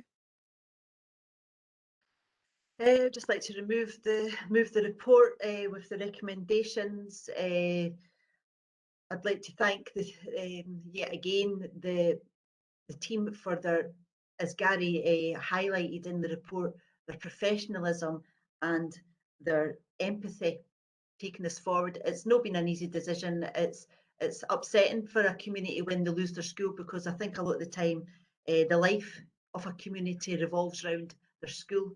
But given the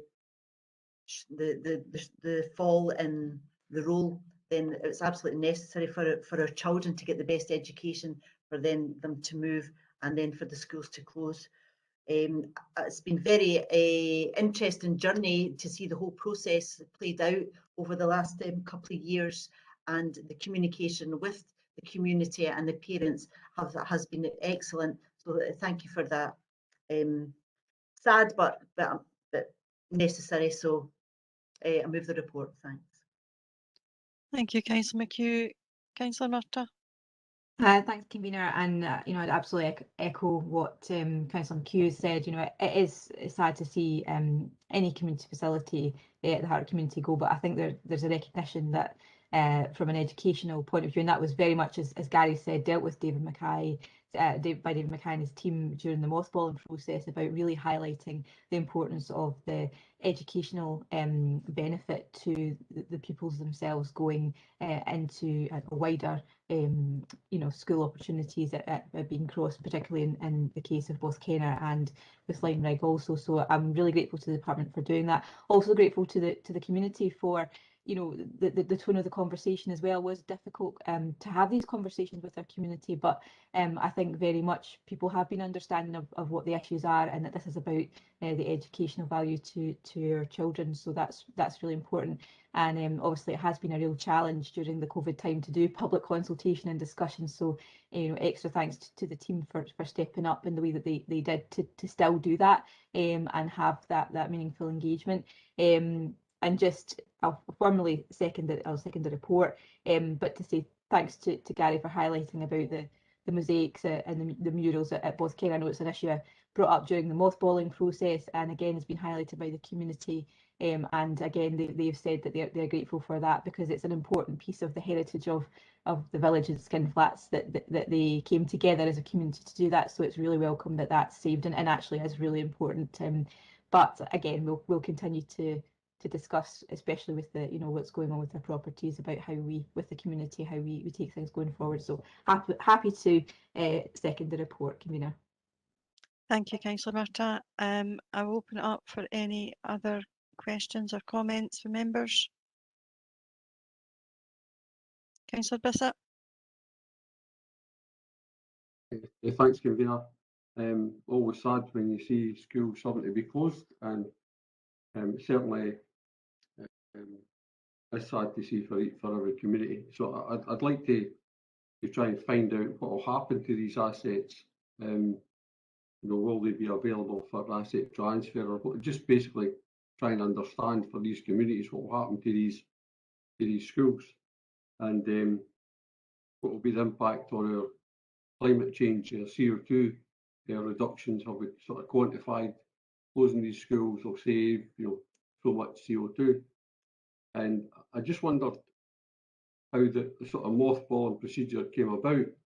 When Labour were in administration before, that wasn't available, and I just wondered how that procedure came about when the Scottish Government weren't allowing these closures before.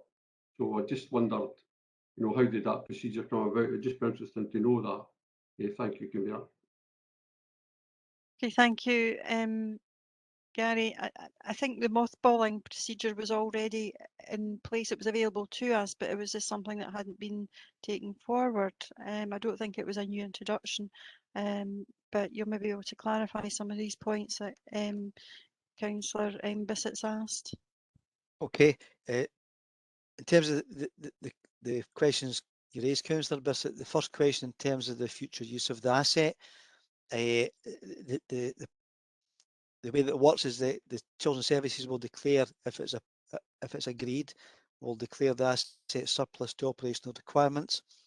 The asset then really effectively transfers internally to the Council's asset management team for wider consideration of the asset, linked to community conversations, linked to the SPR, and ultimately they would be the ones that would decide how to ultimately dispose of it if that was the case. So community asset transfer or community asset engagement would always come into that part of the equation. So effectively, Children's Services would pass it to the Community Council's asset management team, and therefore we would be part of that process going forward to look at the wider discussions about the future use of the property. The climate change analysis, within the financial documents that were provided in terms of the educational benefit statement, there was a financial assessment made of the savings for energy. There was no financial assessment or otherwise made of any climate change. I'm not sure that our systems were as geared up to do that as probably we now know that we need to do that in future, but certainly there was no assessment made in terms of the alignment with the carbon targets, other than, yes, fewer buildings means less energy and also supports the carbon targets and climate change targets that we've got. In terms of the question about the mothballing, you may recall a number of years ago, what we did was we agreed a policy procedure around that, which virtually said that if the number of children, catchment children aligned to a particular school fell below a certain number, then we would consider that school for mothballing. So yes, it's always been there. All we've done in the last couple of years of it is initially we articulated that down to a set number of pupils, aligned it to the catchment area, and that allowed us to, it then meant those two schools in question fell into that criteria for consideration, which members then agreed to proceed with the mothballing, and now ultimately it's proceeding to the proposal for full closure. And can I just add that I'm glad to see there was extensive consultation with parents and communities, and I think that's vital going forward with the SPR, that we continue that level of engagement. Thank you. Apologies. I've got Councillor Munro. Thank you, Convener. Like others, I feel that the consultation on this was conducted in a very sensitive way, and the responses received were in the main very positive, and clearly the parents have found that the children moving to the other schools has been a positive experience as well. However, there is the challenge of these very rural communities, and I noticed two particular things around Lyme Riggs. One was the fact that there was a planning application for 90 houses there, which potentially could have made a difference.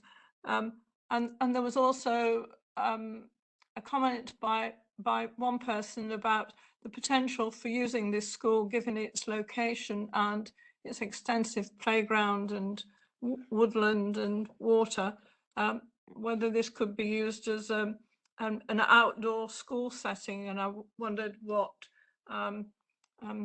the education team felt about this, given that more outdoor education clearly is the way things are moving, particularly for some groups of young people. Okay, thanks very much, Councillor Monroe, for those comments. The comment that you made initially about the planning application for Limerick, that was outlined in an earlier report we brought to the executive that clearly stated that was one of the things. The reason that it was still went forward was that there was no indication really as to if and when that planning application would come to fruition. The second point, in terms of the future use of the building, it would be too early for me to speculate on what possible future use it would be. The council's got a clear process for that, but for the very reasons that you said, it may well be that the council may give consideration to these things at a future date. The purpose of the paper today is really to put forward the proposals in terms of the closure of the school part of these properties, and thereafter it would move into the wider council process around the SPR and future use. But your point about the outdoor learning is made. Thank you. Okay, thank you. Councillor Coombs. Thanks, convener. Absolutely, there's no question that the professionalism and the way that this decision has been made has been excellent. However, there are still closures, and Robert alluded to it earlier. The Scottish Government set out clear directives that there were to be no rural school closures. And yeah, well spotted to Gary's keen eye that you can mothball, and mothball's not a closure. And so the bigger issue, it was easier for parents to accept because the mothballing of the schools happened a couple of years ago. But my main concern is that the demography of an area is a constantly moving thing, and as new families move into these areas now, they don't have the option of a local school. So this is a permanent change. So irrespective of how many new primary school aged children move into that catchment area, there's never going to be the option of having that community focus within their own area. Am I correct in saying that this is a forever closure? Okay, Councillor Coombs, yeah, it is a permanent closure from using it as a school, but just to say that one of the criteria that was used in assessing the proposal, if members will remember, was to look at the birth rate and the plans for demographic change up for a period of 5 years ahead, and that's the period that the statutory were asked to look at. And during that period of a 5-year evaluation, for both Ken and Limerick, there was no prospect of the demographics of that area growing from both our data and the data that was supplied by the Forth Valley NHS as well. So that's one of the things that was considered quite carefully before we put forward these proposals, because it's statutorily laid down. In terms of the rural school closure question you raised, there wasn't a policy that says don't close the school closure. It was a presumption against it, and if you were doing school closures and rural school closures, a number of councils have done this. There's just a slightly longer process you've got to go through, and hopefully we've made sure we've applied to the statutory element of those as we've gone through these two proposed consultations. As I said earlier, I have no doubt that the professionalism that you display in all your reports will make sure that you have done all the statutory requirements. However, I'll be really interested to see whether or not the Scottish Minister calls this in. Thank you. Okay, thank you. I've no other indications that anybody wanting to speak. So, Councillor McHugh, do you want to have any final words on this item? No, happy to proceed. Proceed. Okay, are we agreed to the report? Yeah, thank you. As we now move from our educational functions to non-educational functions, I'm going to have a 5-minute comfort break, as we have been going for over an hour and a half. So if people can maybe be back in just 5 minutes, and just allow you to stretch your legs and get a drink. Okay, thank you. Thank you. Begin with item 9, which is the Children's Committee. I'll start that again. The Children's Commission Community Mental Health and Wellbeing and Support Service, and I think it's David Mackay that's going to take this report. Yeah, thank you very much, convener. So this paper is set out, the purpose is set out in section 1, and the recommendations are detailed in section 2. The background that members will remember had previously been brought to a previous committee back in October, and the background is detailed in section 3. It provides further clarification in that regard. Section 4 sets out the considerations for today in regard to the report in terms of the additional information that's been provided. Members will be aware that we were looking to set up a new service with a new service manager. We have done that. We've appointed Jude Breslin as the service manager. Unfortunately, she is also away for her COVID vaccination, is unable to be on the call this morning, but sends her apologies. And obviously, if there are any questions later on that I'm unable to answer, I will revert back to her. So basically what we're trying to do here is work in partnership with all of our stakeholders in our community through the work with Scottish Government and Health Improvement Scotland to undertake a process of planning the new service, which will obviously take some time to do properly, but expecting that will be occurring over the coming year. Section 4 details that process, but also the interim measures that we're taking, and Jude and the team are currently working to commission some resources that will complement our existing provisions across Falkirk Council in support of our children and young people aged 5 to 24 or 26 of their care experience with mental health and wellbeing needs and supports. And again, members will remember that this is targeted at level 1 and level 2 of interventions, and also signposting where required onto child and adolescent mental health services.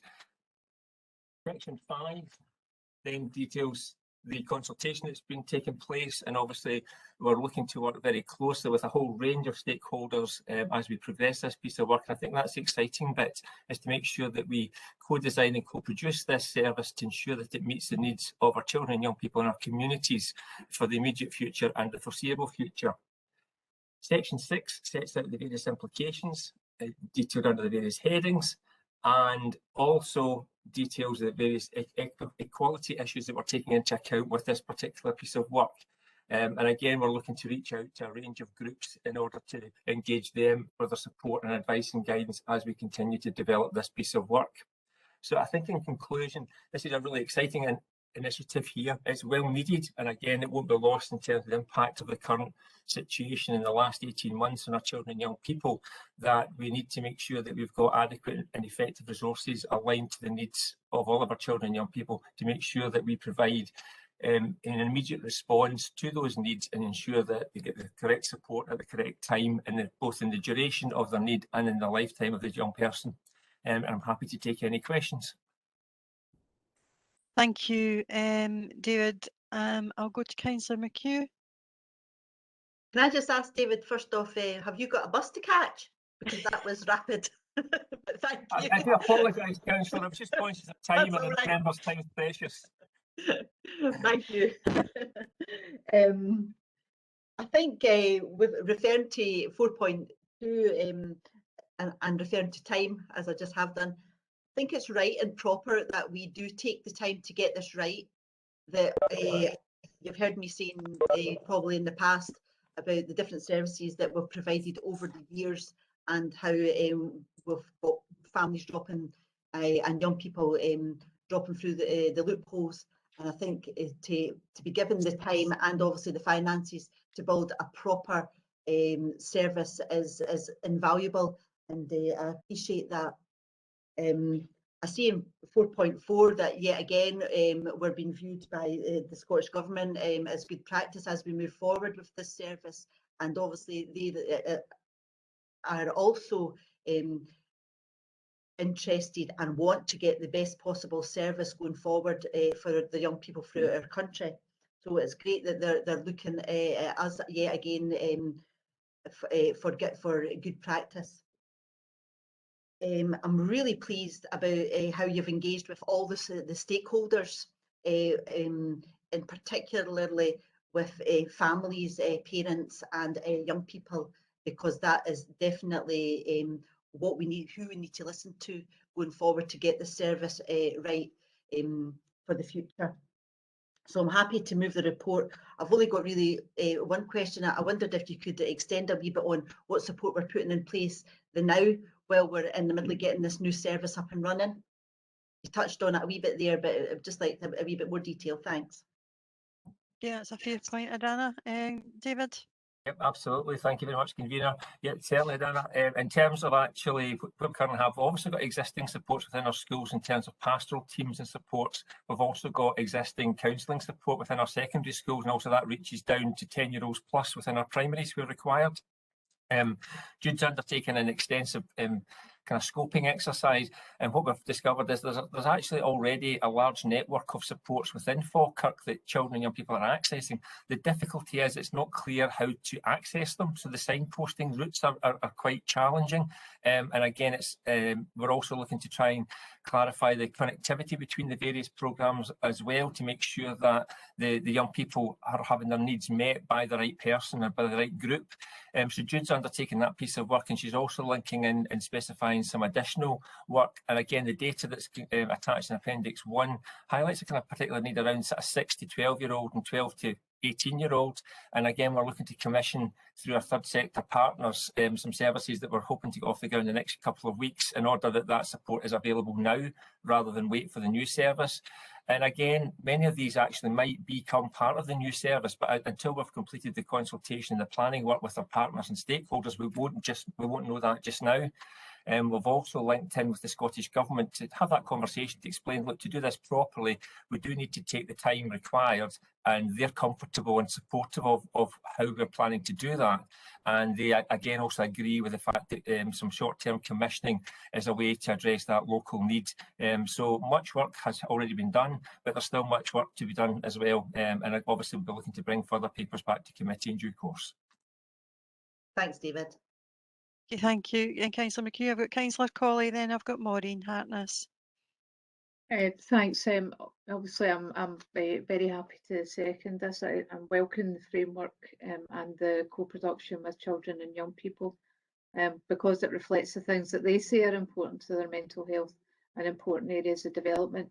CAMHS is part of the picture, but it's clear, particularly with the significant impact of the pandemic, that prevention and intervention at the early stages are critical. And I think the question that Adana asked about what's happening now, what are we doing now where young people have been impacted by the pandemic, having that development of multiple opportunities is crucial.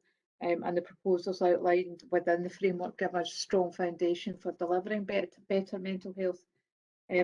I suppose from my perspective, it remains vital, however, to ensure there are strong connections to enable young people to transition into adult mental health services, whether they're formal or informal, and have access to supports for their health and well-being. And it's just, I think it's really important to ensure that these are not lost in transitions from school, that we built where we're building something within schools, and within that children and young people community, that when I suppose at 18, when you become an adult, or at 16 or 21, I don't know quite when you become an adult, but I'm sure there's a point, but just to make sure that those are not lost. So I suppose it's a question around that connectivity between the two services, but also just a final wee point about, I mean, I think this is an area of significant interest to members, and I think that as the work develops, I wonder whether there's an opportunity, as with some of the developments around the Health and Social Care Partnership, for a briefing for all elected members, because it's something that we all receive inquiries about, and I think if we have a clear understanding of what's available, I think that would be really helpful. Okay, thank you, Fiona. I think once the service is clearer and when it's up and running, I think that's a time that I think all members would welcome a briefing, and I'm sure that could be arranged at that point. David, do you want to come back on anything particularly around the transitions? Yes, thank you very much, convener. Thank you very much, Councillor Colley. I mean, I think that you make some very valid points, and again, that's the work that we're doing. We're linking very closely with adult services, because that's not lost on us. I think that's a challenge of this particular piece of work. The age span is 5 to 24, 26, but early education with Scottish Government are already indicating that it's likely to become a lifelong service. So we're already getting our head into that space about the service potentially growing over the coming years as well, about from obviously that kind of artificial cut-off point at 24. And again, I think that's also the challenge about, you made the point about when you become an adult. discussed. I think it's all very much the individual and their needs and their supports and their lived experience. And I'm sure some of us are not quite there yet. So I do take that point on, but we obviously are very aware that we need to ensure that adult services are involved all the way through this process, as are our links with Child Adolescent Mental Health Service as well, to make sure that we've got clear articulation between what we're proposing and what they're offering, to make sure that no one falls in between the gaps. Okay, thank you, David. I've got Maureen, and I've got Councillor Reid.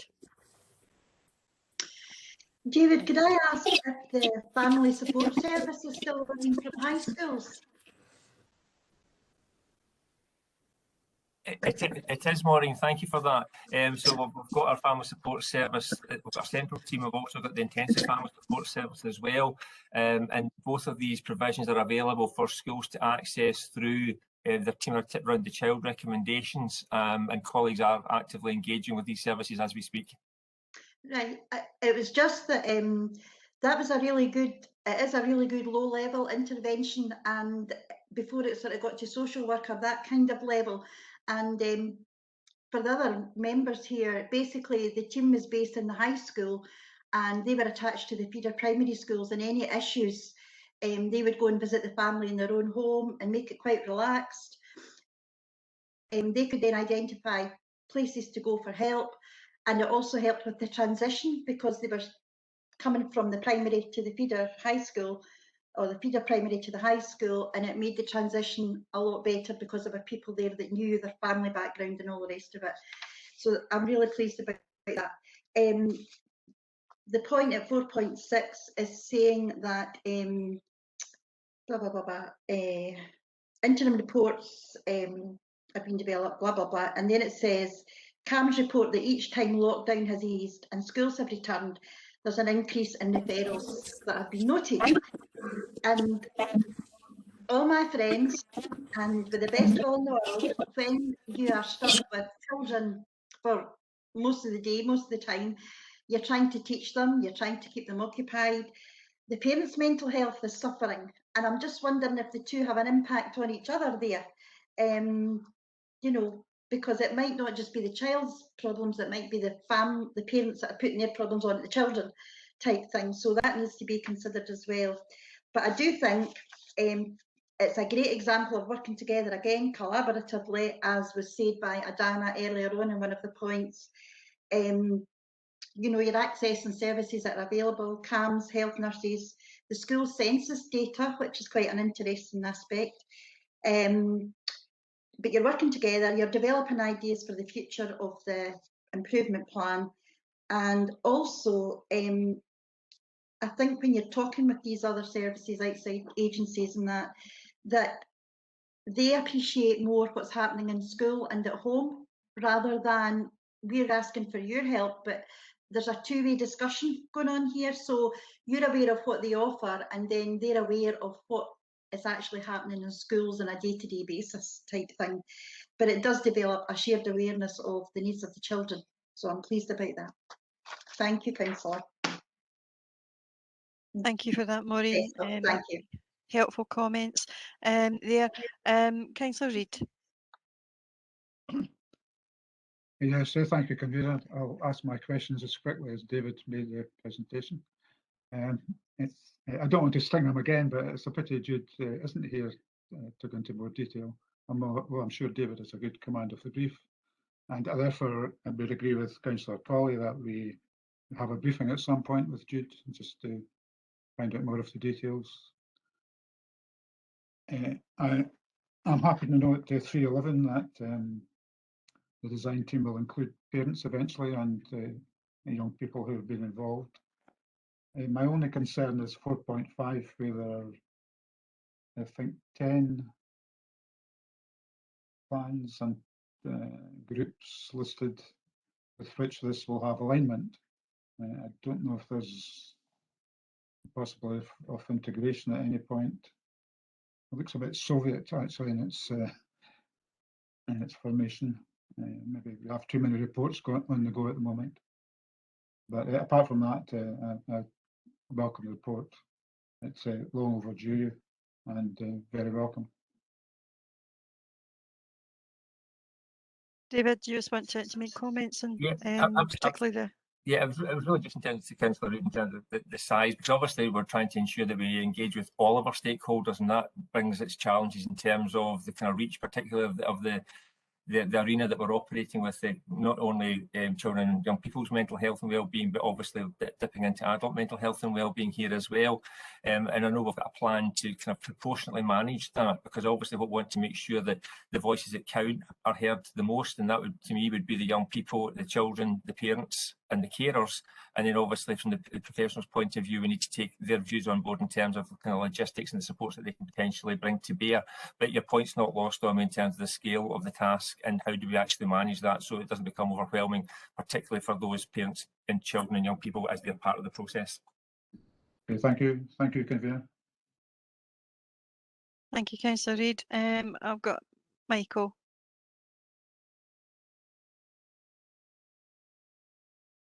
Sorry, thank you, Convener.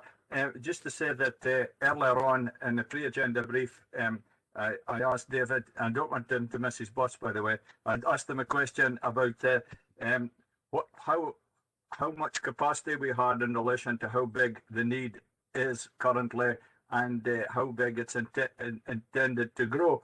Because I've heard words like there's a tsunami of mental health crisis going to descend upon our community here locally at some of the meetings I've been at. So David kindly said that they reckon that there's probably around, they've identified 5,000 people per annum that would need access to this support, and was confident that we'd be able to do it.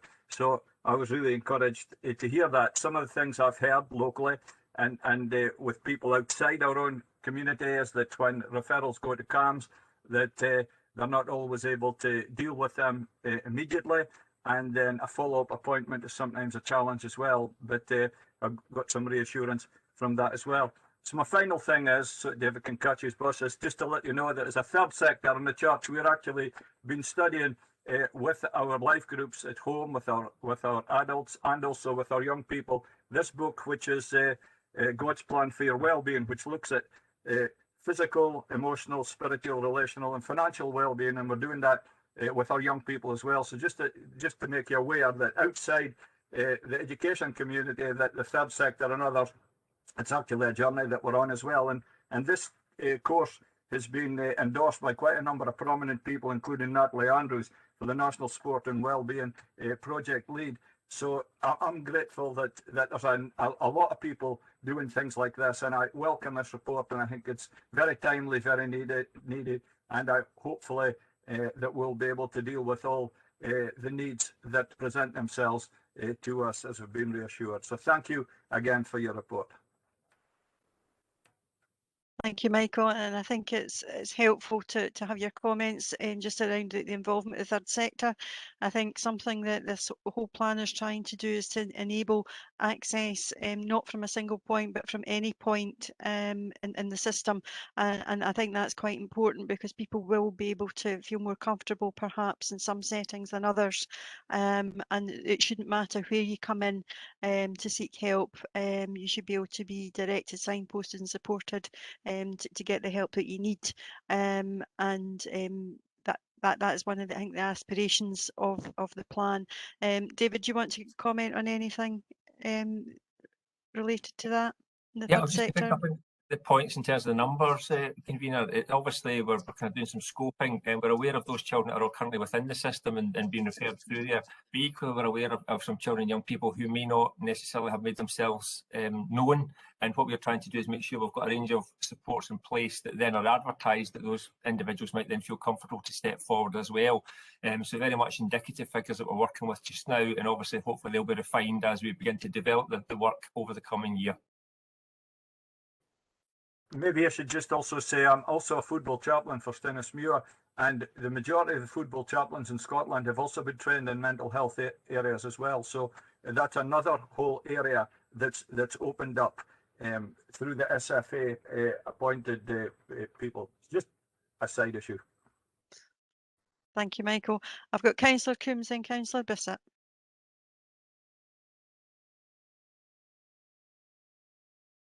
Thanks, Convener.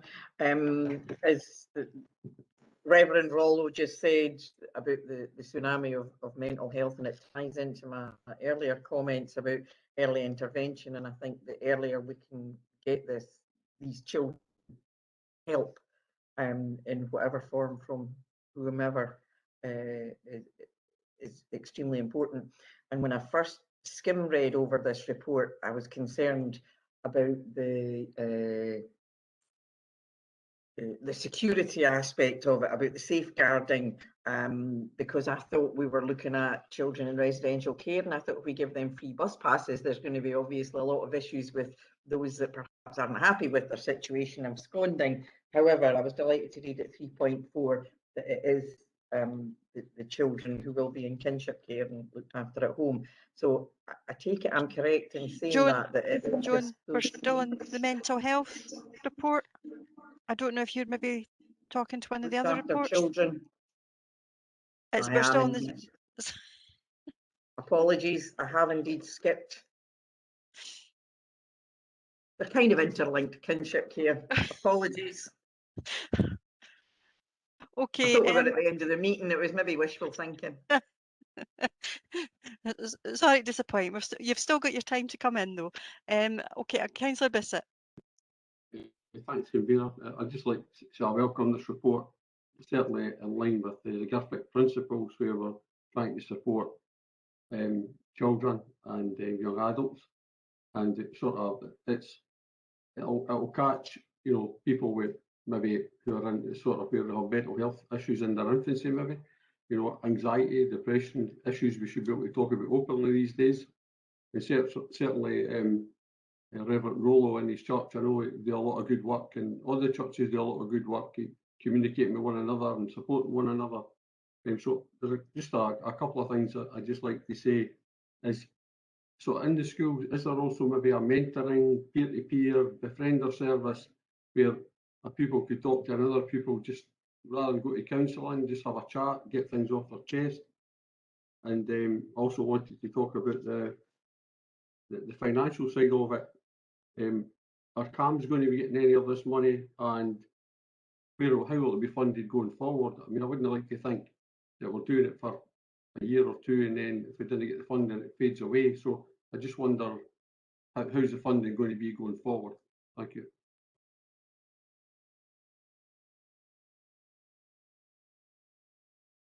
David? Convener, if I could come in there,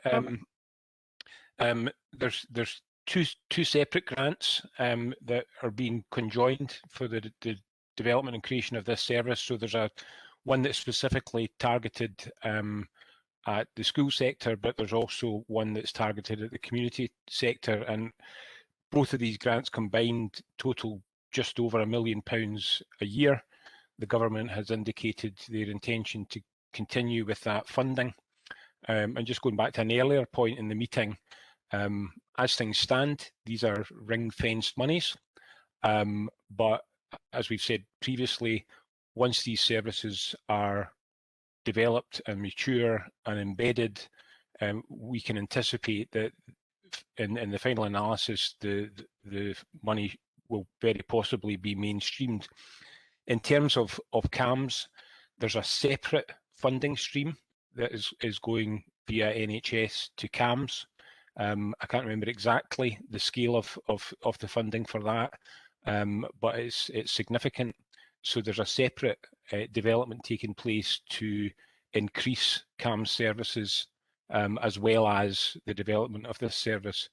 And as maybe you've heard me say before, just in terms of the pastoral support that's in place in schools, very much, Councillor Bissett, there are opportunities for children and young people to be having those kind of informal discussions among and between themselves and or with a guidance teacher, a member of the pastoral support staff.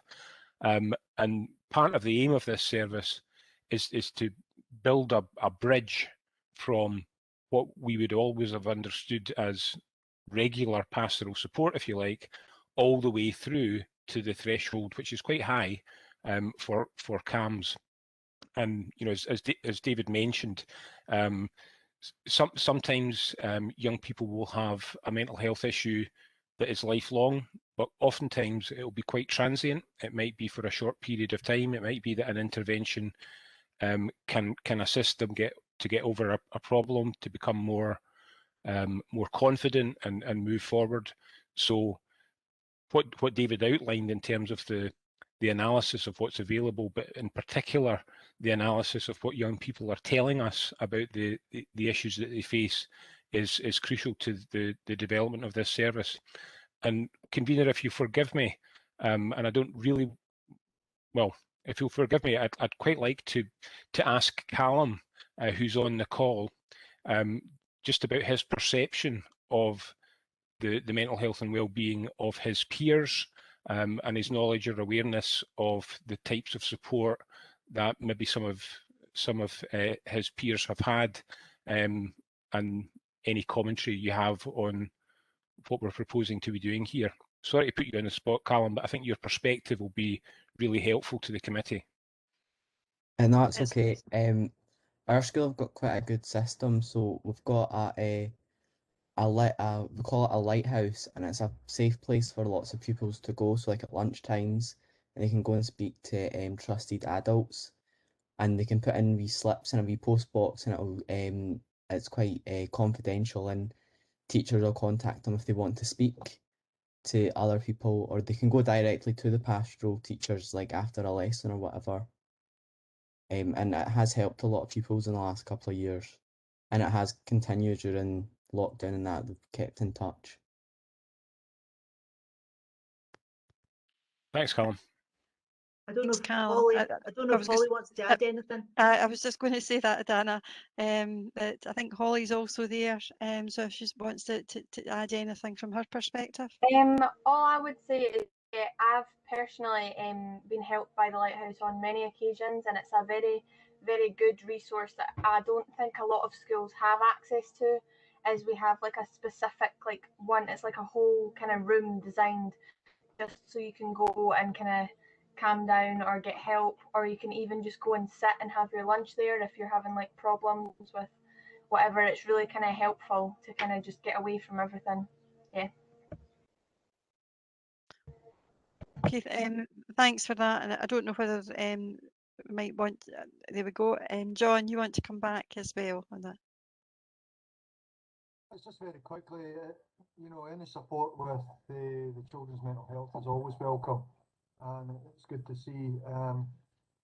I think one of the things that we need to make sure we understand as well, that every teacher has a nurturing, caring thing round about all their young children, no matter what they teach, no matter whether it's the primary school all the way up through. And I think that's the first protocol for many kids, and it's about the importance of the teacher's role there, and just how vital it is that they can identify the needs that they need, and just, it's welcome the service going forward, and just making sure that this is something. But I think the role of the teacher to identify and to nurture and to make sure that any needs of the children are identified is really important as a first step. Just want to highlight that point as well. Okay, thank you, John. Okay, Maureen, briefly, if you don't mind. Sorry, it was just when Girthik first came out and everything, there used to be little charts, and like in the infant classes, we used to do it at the start of each term. Every kid in the class filled this in, and like the infants, it was a sad face, a happy face, or a in the middle face, and they coloured it in according to, after the wee discussion, maybe it was like, how do you feel at home with your family, and they would colour the wee face in. Up the school, it was on a scale to 1 to 10. So the teachers would go through them, and then they would notice that maybe somebody had coloured in the red unhappy face, and she would speak to them, and anything that was flagged up came to the management team, and we sort of did that intervention from there, just to talk to them and how were they feeling. I know you did that form, and how are you feeling about it now? So there was that. I'd forgotten about that. It was just to say that that's something that they do in schools as well. Thank you, Councillor. Thank you, Maureen. I've no other hands. I'll go to Councillor McHugh, but very briefly, if there's any other comments that you would wish to make. No, happy to agree and move on. Thank you. Okay, happy to agree with the report. Agreed. Thank you. Moving on to item 10 is the alternative family placement kinship care developments. And is that Vivian that's going to take that? Right, thank you, Vivian. Yeah, thank you, convener. So this report is looking to update members on some national developments in relation to kinship care, and we're looking for approval to progress some changes in Falkirk's processes to support kinship carers, and as a result of that, improve outcomes for looked after children and young people.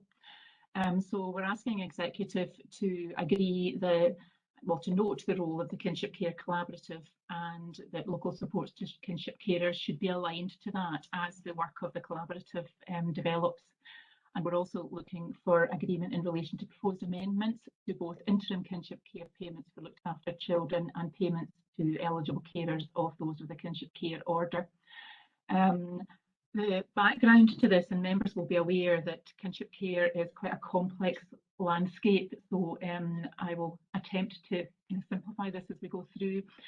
Kinship care, the definition of kinship care is in section 1.3, and it's basically where a child is looked after by their extended family or by close family friends where they cannot remain with their birth parents.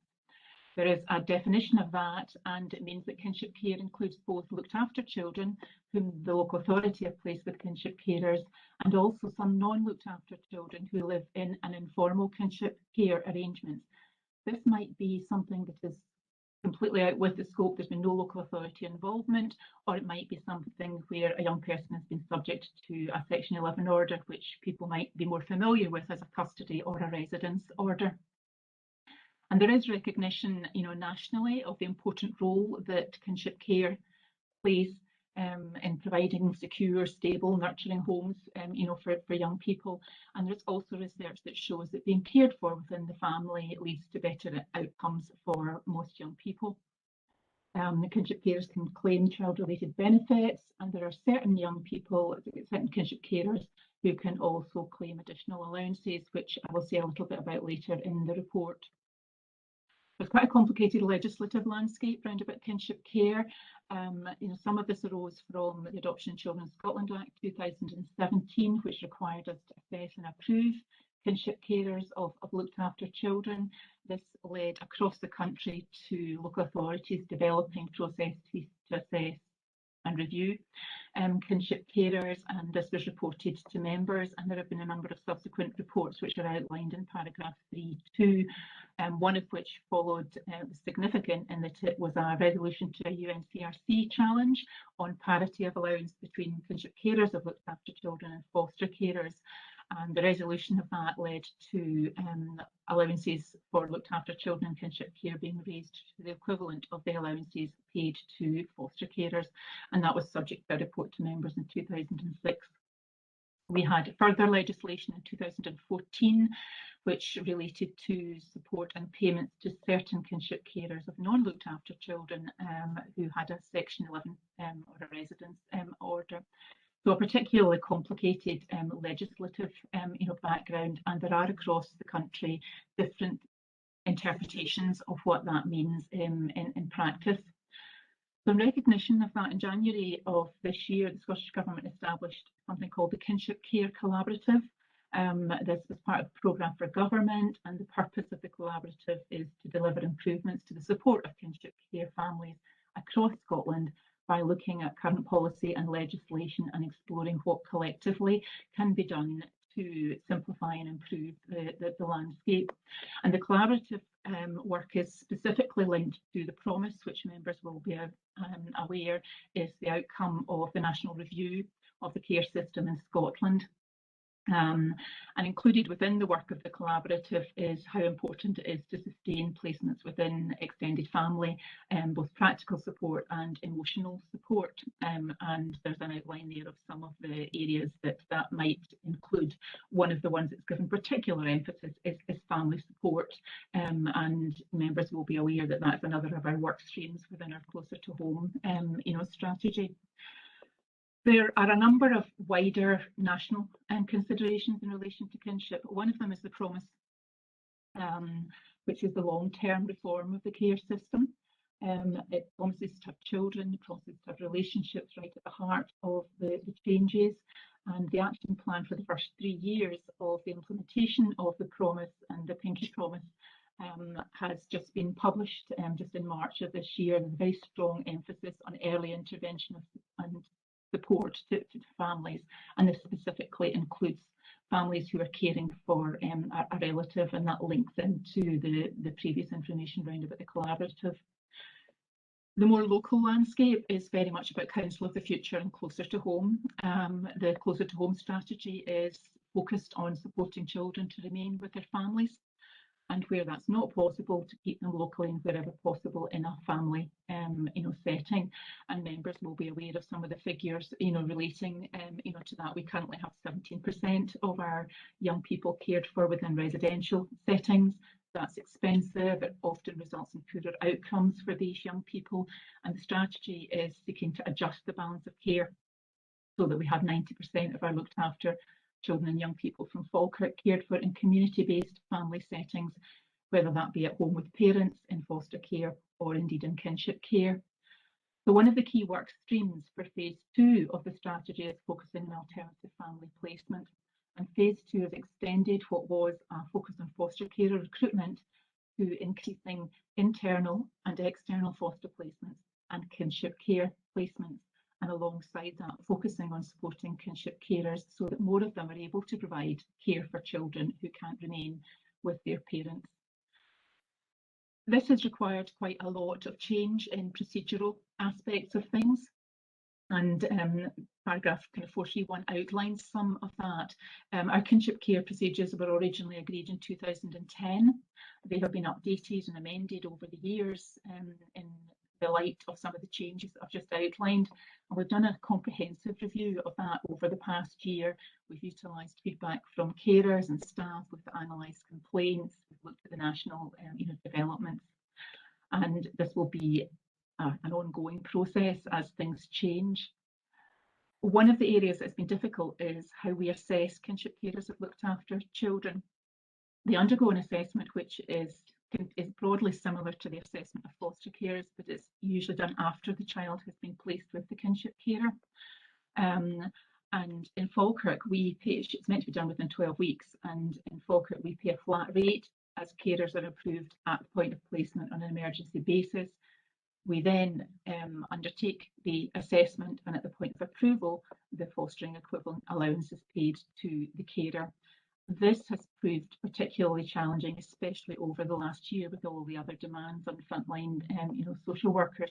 And while for many carers the difference between the flat rate interim allowance and the full fostering equivalent allowance is not much, there are other carers for whom there is quite a significant difference.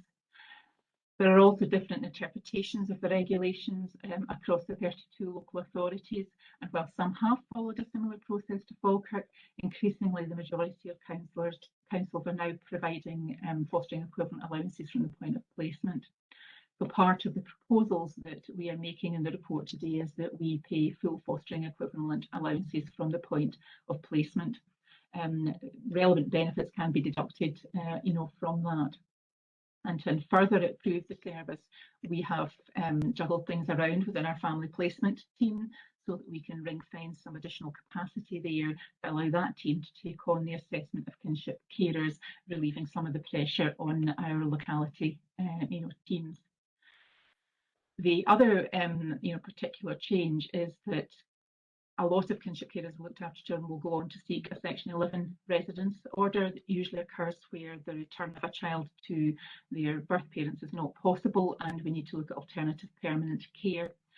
So we have strengthened in our revised procedures the robustness of scrutiny in relation to the suitability of a carer to look after a child on a long-term basis, and any support that is required to these types of placements.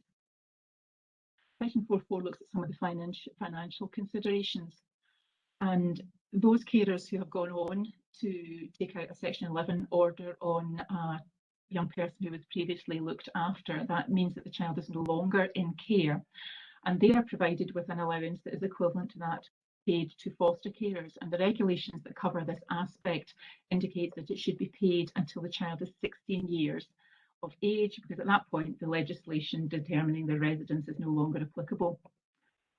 Falkirk follow that, follow the regulations, but it has become apparent over the years that while young people can apply for EMA, the loss of a regular allowance is the cost remains significant, and the loss of a regular allowance can be detrimental to young people.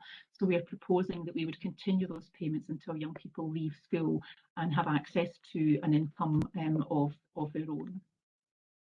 In relation to consultation, there's been extensive consultation over the years in relation to kinship care, and the specific proposals outlined in this paper have been the subject of informal consultation with kinship care staff and carers, all of whom are supportive of the proposed changes and the goal to simplify the process. We've also, as part of that, looked at complaints and taken into account the conclusion of a number of complaints in relation to kinship care allowances. There are some costs related to the proposed changes. To pay fostering equivalent allowances from the start of placement would result in an additional cost of £70,810. With benefits, the actual cost may be slightly lower than that, and to extend allowances for those with a kinship care order to school leaving date would cost approximately £70,780. Kinship care is considered for children before they're placed in formal care, very much in line with closer to home. It's very much about supporting families to look after their own children. Foster carers receive age-related allowances, but they also receive a fee. This fee element is not applicable to kinship care placements, so the cost will remain less than the expenditure which would be incurred if children were placed in other types of family setting. So the additional expenditure can therefore be met from the reduced expenditure in family-based alternative placements, with an additional contribution from our adoption cost centre, which traditionally has been an area of underspend. So beginning to kind of come to a conclusion there, it will let Falkirk better meet our statutory duties. It will help to provide greater equality if we move to the proposed position. And it will be in line with the National Kinship Care Collaborative and the move that they are trying to progress towards greater equality. And the steps proposed in the report are steps which Falkirk Council can take in the interim to achieve more consistency and equity. It will bring processes and payments more in line with other areas of the country, very much in line with the promise, and it's very much in line with closer to home strategy, which is one of the top 10 closer to home priorities. So I'm happy to take any questions. I'm aware that that's quite a detailed summary, but it is quite a complex area. Thank you. Thank you, Vivian. I'll go to Councillor Colley. Thank you. I'll just be very brief. I think it's clear that kinship care is an important part of ensuring children and young people who can't live with their parents have the opportunity to live with family and maintain family connections and support and wider supports. It can also prevent the disruption to schooling if a foster or other placement is out with Falkirk. And it is a vital element of closer to home and the promise, providing support for families to provide care and support. I think the proposals are sensible to provide kinship carers with a full allowance from point of placement, and it ensures that some of the financial barriers are reduced. And I welcome the proposal to ring-fence capacity in relation to assessments. I think that's to help reduce delays for kinship carers. And I think it's really important that the proposal to ensure that kinship care allowance is paid until a young person leaves school rather than ceasing at age 16. I think that the EMA is for another purpose. It's about supporting education. It's not about family expenditure and the cost of a household. And when that young person leaves school, they're able to claim their own entitlements. So again, I think it's very sensible and it reduces barriers to kinship care. So thank you for the report, and I'm happy to formally propose it. Thank you, Councillor Colley. Go to Councillor Murtagh. Thanks, Convener. I think it was such a fulsome report, and indeed somebody there from Councillor Colley. I'll just formally second and reserve the right to come back in. Okay, Councillor Kerr. Thanks, Convener. Yeah, welcome the report. It's something that needed updated to be with the rest of the local authorities. So I'm glad we've finally looked and came in line with everybody else. There's a question with regard to further education of 16. If they leave school and go to further education, will that money then follow them to whatever age they are, or is it cut off at 16?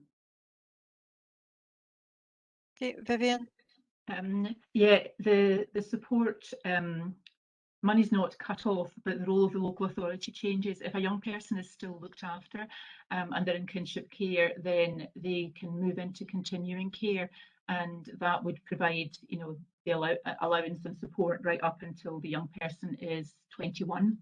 The rates change at different points, and we have a duty to support them in any kind of further or higher education. That might be accommodation, it might be a range of other things. For young people who are subject to a Section 11 order, the allowances would stop at the point that they leave school. However, any young person who's been looked after at any point within their childhood is eligible to apply for what's called a care experience bursary, and that's £8,300 a year with the cost of their further education. So there's been quite a lot of attention paid to that whole area, just as people have taken on board corporate parenting responsibilities. Thank you very much, Vivian, because going to the later in their life, whether it's a young adult between 15 and 19, they change a lot. So clothes become more expensive. So I'm glad that we're taking it forward. Thanks, Convener. Thanks, Vivian. Really nice report. Thank you, Councillor Kerr. Councillor Reid.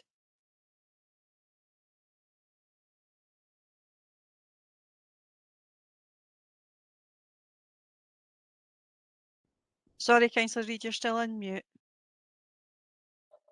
Okay. First time. That's it. It's just to satisfy my curiosity. If I may mention a family case from way back, my maternal grandmother took in a child because her daughter-in-law predeceased the child. A year later, the lady upstairs in the tenement building died, and my granny took in the baby, and they lived there until together, not brothers, not even cousins, together. Would that type of thing be permitted nowadays without there being any legal conditions? If it's kinship care, but it was unpaid kinship care. Yeah, I mean, Scotland's got a proud history of doing the type of thing that you're describing, there in taking children in.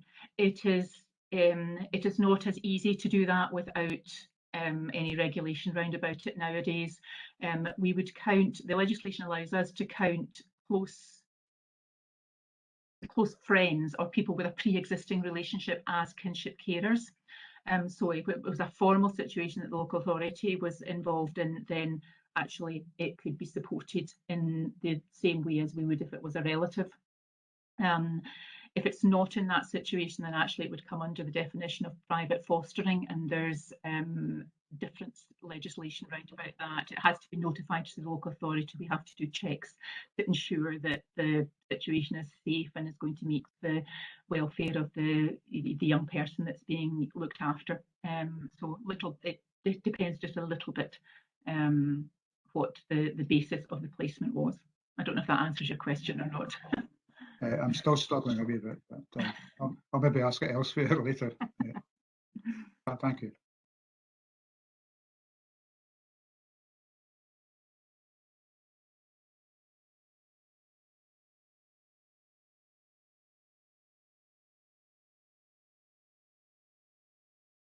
Sorry, Councillor Nimmo, then the Reverend Rowe, and then Councillor Munro. Thanks, Convener. Just a couple of quick points for Vivian and maybe Holly as well. Just in relation to the kinship care legislation, I know Holly mentioned about the kinship care collaborative and various other things being set up to help with this process. But I would have thought, just as a baseline, that we'd be thinking about updating the legislation to make sure it was fit for purpose. And I'm just wondering if that's in the process at the moment. My other question relates to the information on page 206, which details the allowances for foster carers. And also there's a paragraph at the bottom regarding the kinship carers. It does say that bespoke packages will be individually agreed. Now, I'm just wondering, will that relate purely to the care, the level of care that's being provided, or will we be deviating from the payments that are mentioned in this page to compensate for increased care? Thanks, Convener. Okay, Vivian. Yes, in terms of the legislative query that you raise, that is one of the areas that the Kinship Care Collaborative is looking at. They've recognised that the legislative and regulative landscape of kinship care is quite complex, and part of what they're doing is kind of scoping out that, looking at some of the issues that are arising from it, and taking feedback. The collaborative has local authorities, government officials, third sector, kinship care support groups. There's a whole variety of people around that table, and they're looking at what some of the issues are, what the gaps are, and legislation is very much on that table. It is, however, and they recognise this, likely to be a long-term aspect of the work of that particular group. Your question about allowances, we reviewed the we didn't review the allowances, we reviewed the fees that relate to foster carers a couple of years ago, possibly 3 years ago. We previously had 3 different levels of fee that we paid to foster carers depending on the skill that they had, and we reviewed that, and we now have 2 levels. We have a band A and band B, and carers demonstrate their skill and their ability, and that will allow them to progress from one level to the other level. We also introduced at that point what was called a bespoke package. So, for example, and this relates only to foster carers, not to kinship carers who don't have a skill payment attached to them. Bespoke packages would be, for example, if we had a young person in residential care and with a very particular level of support, we could bring that young person back to a foster placement within Falkirk Council, or indeed there could be additional support that would be around a kinship care placement, as well. We have tested this out in 2 or 3 situations and learned, from that. And it's very much about support that is put round about the carer to enable them to meet the more complex needs of a young person who might have experienced particular trauma. Again, that is in line with some of what we're trying to do through the Closer to Home strategy. Thanks very much for that, Vivian. Convener, sorry, I forgot to ask, at 6.4 it mentions formal complaints. I'm just wondering, can we put a number to this? How many formal complaints have we actually had? That's something I would need to check back, but off the top of my head, I would say we've had something like 5 or 6 round about finance. Okay. I can find that out and let you know, Councillor Kerr. Yep. Thanks, Vivian. Thanks, Convener.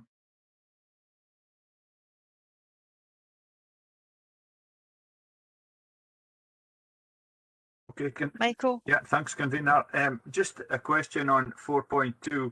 Have I read that correctly, that 16% of our children and young people within Falkirk District are currently cared for within residential settings? Is that a correct figure? 16% of all our children? And if that is the case, how does that compare nationally? Yeah, it's our looked after children. It's not all children within Falkirk Council. That's the percentage of our children who are looked after. there. Nationally, Falkirk does not compare, well.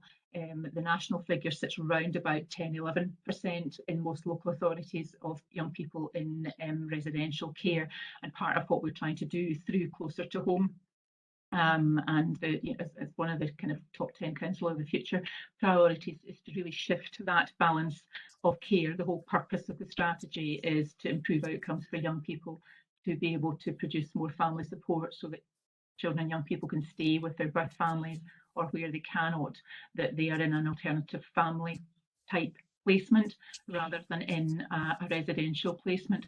Residential can be a placement of choice for a small number of children, but what we're seeking to do is to make sure that for the majority of children, they are actually placed with families, and that aligns to the UNCRC, and it aligns to our whole kind of goal in terms of the strategy of having better outcomes for young people, by placing them within families.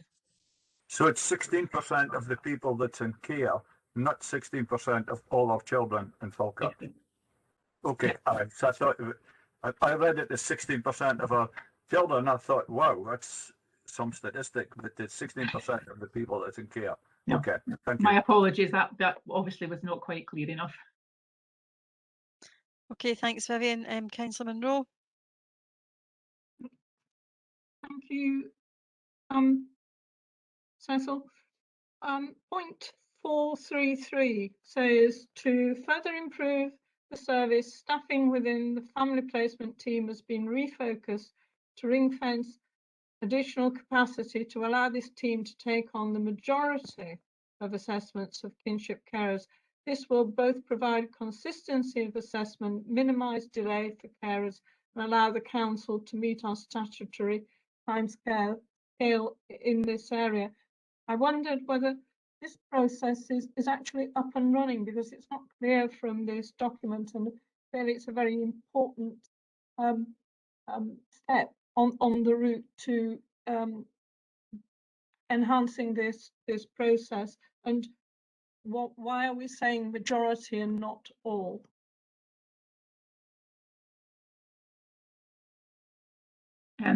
Yeah, these assessments are already being undertaken. It's a statutory duty that if there's a young person who's looked after placed in a kinship care setting, we are required to undertake an assessment of the kinship carer to ensure their suitability to care for a child. The status of those placements is similar to the status of a placement if we've placed a child with a foster carer. So that's a legislative duty that we are already undertaking. It sits at the moment with our locality teams, so the allocated social worker for the child would undertake the assessment of the kinship carer to make sure that they can meet that young person's needs. Because of some of the pressures that our locality teams are facing, particularly over the last year, we've been experiencing delays in getting those assessments through in the statutory 12-week timescale. So the proposal in the report is that actually most of those are undertaken by our kinship. We have our kinship care staff. We have one post at the moment, and we have redesigned some of the capacity in the family placement team, which was previously known as the fostering and adoption team, to ring fence another full-time equivalent post. That will allow us to do the majority of the kinship care assessments. It will not allow us to do all of them. We could do all of them if we did not continue to provide the support, and obviously that's a really, really important part, and we wouldn't be wanting to cut any of the resources we are at the moment putting into supporting kinship carers and developing those supports. So there may be a few of them that still need to be done by the children and families social work teams who support the children, but it will be a smaller number of them that the assessments will still be done, and we hope that they will be now be able to be done within the 12-week statutory period.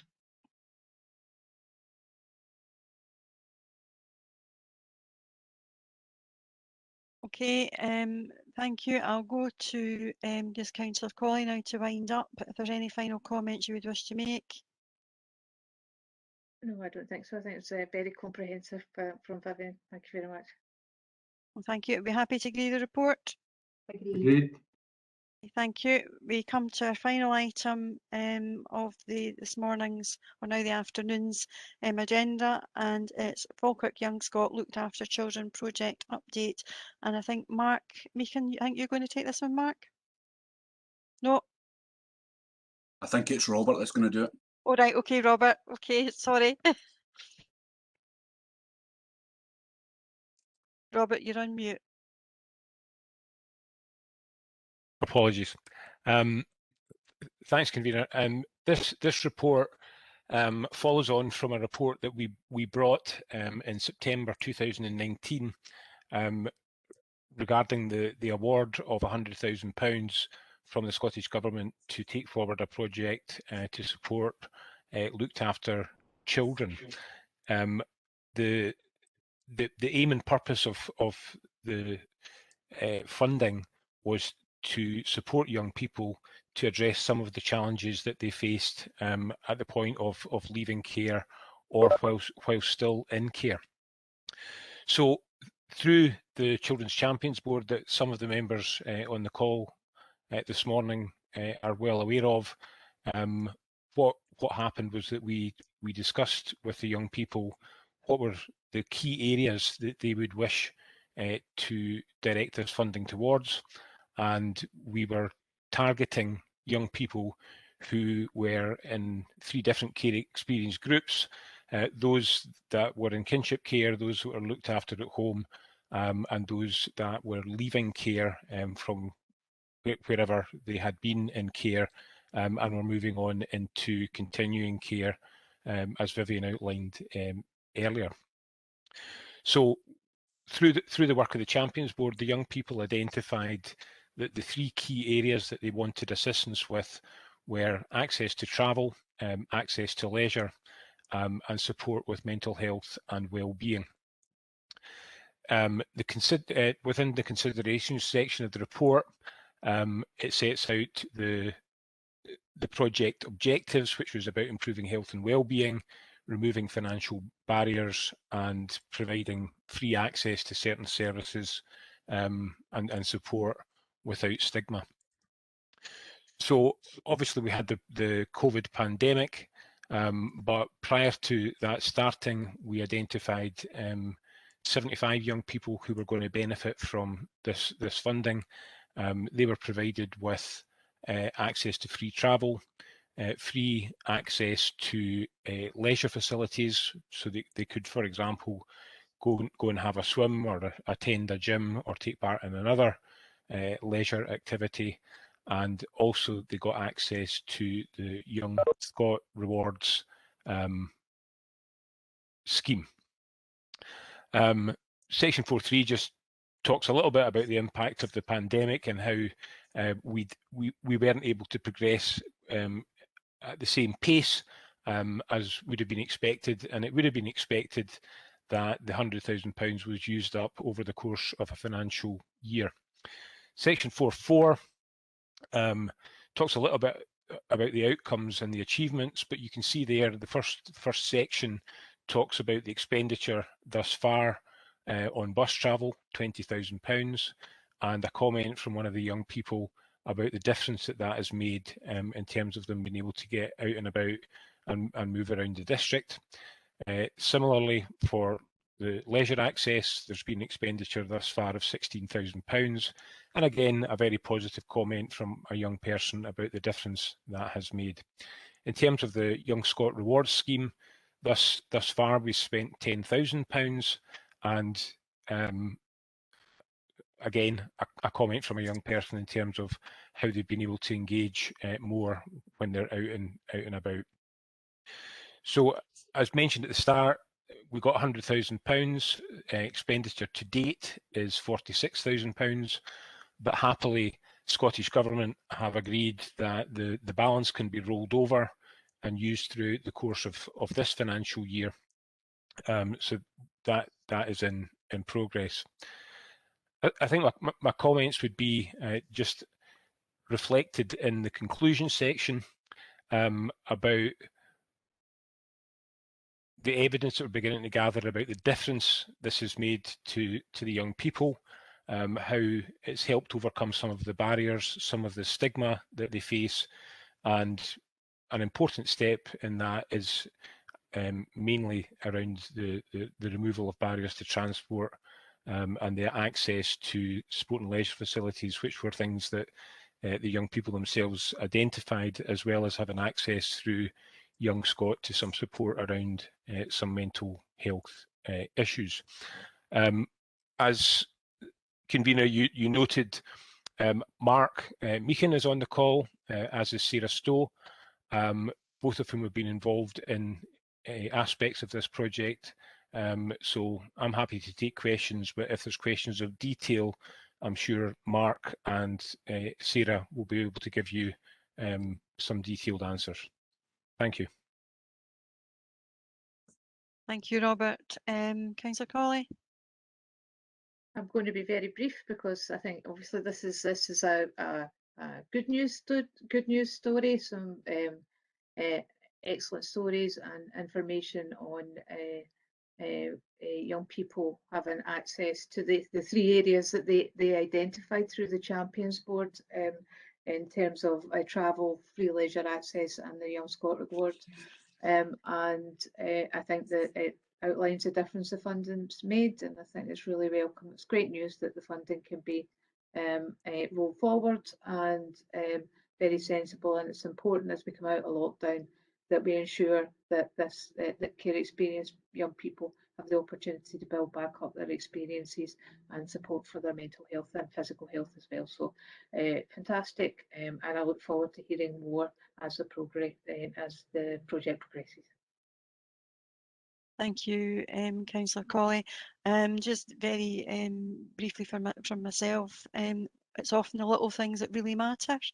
And in this case, the barriers that were identified weren't huge, but by actually being able to do something to take those barriers away has made a massive difference.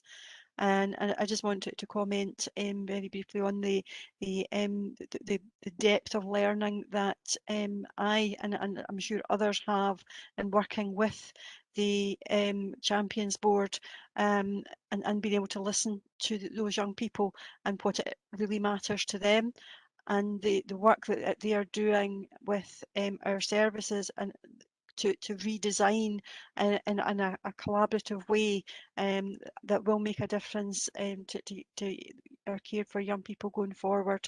It's a huge positive experience for anyone that comes against that particular group and those that they represent. Very moving experience listening to their history, and I'm sure everyone that will agree that we want to be able to make a difference so that they have the same life chances as everyone else, and be able to achieve their potential. But I would want to say well done to the officers in actually securing the funding, but also actually getting the work with the bus service, with the trust, to actually get this over the line, because it wasn't straightforward and it wasn't particularly easy. But now we've done it, hopefully other things can follow through, because it was the right thing to do. So well done to everybody, but particularly our champs, and the comments that they've made are very true, and they will be more than welcome to share any of their experiences with you, because they are very open and they want to make services better for others that come behind them. I'll open it up. Councillor Munro. Convener.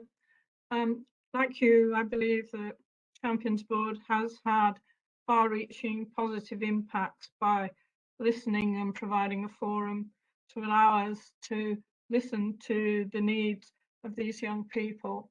And it goes well beyond the access to bus travel and leisure and things, and in some cases it's helped provide a safety net when young people have found themselves in conditions which we would never have thought of, and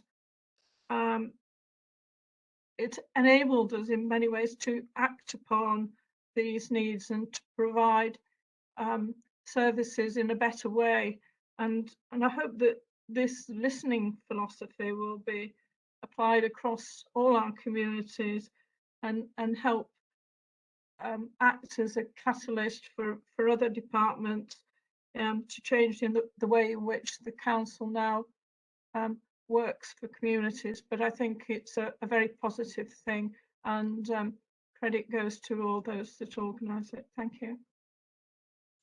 Thank you. I'm just going to ask if Mark or Sarah want to actually add anything about the experience and getting to this point, and how you feel as a result on behalf of the young people. Mark, you're on mute. It's contagious, that, isn't it? Anyway, yeah, I'll start off and then I'll hand it over to Sarah. Sarah will give you a wee bit more depth on young people's experience than I will. I suppose we were really keen to work with the Champions Board to secure the £100,000 that we did from the Scottish Government for this project. And it's great their flexibility, the flexible approach that they've taken to ensure that we can carry the money over for this financial year and move the project on.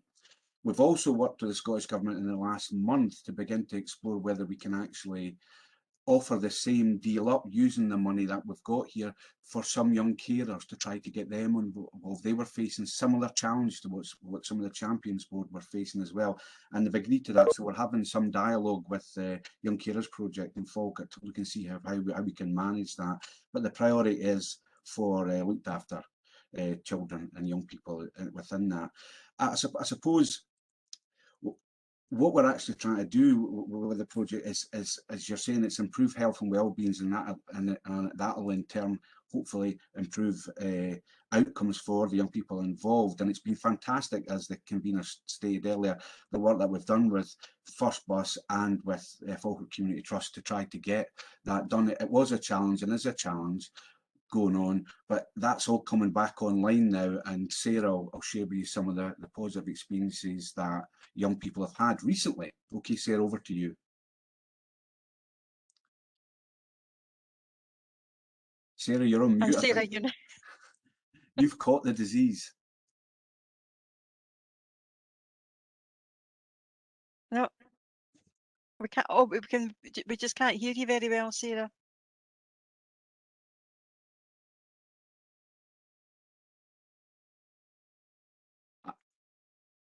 I'll pick up on what Sarah, I think Sarah was going to say. Our mic's not working, so I'll pick up. There's been a number of young people have took on the travel passes, and also as the Community Trust starts to reopen some of its services again and encourage participation within that, a number of young people are actually been going along. And we don't just give them free access, they don't just have that, they actually get trainers and gym equipment as well gets bought for them, so that there's not a barrier in terms of feeling that they're any different from other people going along. They get all that purchased with them, they go to the shops and get it themselves. But they're identifying that getting out the house now, they're really pleased to be getting out the house, getting out with accommodation where they stay, and that they're meeting up, social distancing with some friends, but participating in physical activity and organised physical activity. They're reporting back it's extremely positive for them, and they feel as though the cloud on them is beginning to lift. A number of the young people are participating within another part of the project, which is about travel. So they're actually participating in sustainable travel in terms of the purchase of bikes from Recycle Bike and training courses that go along with that on bike maintenance. So that's what they've decided to do as part of the rewards package that gets offered to them as well. So they're taking that up. I can't go any more depth, and I'm not Sarah, to be honest. Sarah's hands in the air. That's about as much as I'll say in terms of what the young people have fed back to us. Thank you, convener. Thank you, Mark. But it's good to see that the project's going from strength to strength. Is there any final questions or comments anybody would like to make? Councillor Kerr? Thanks, convener. I don't know if it's my background that you can't see, but I've been waving at you for a while. I didn't see you. I think it's maybe there's the light behind you.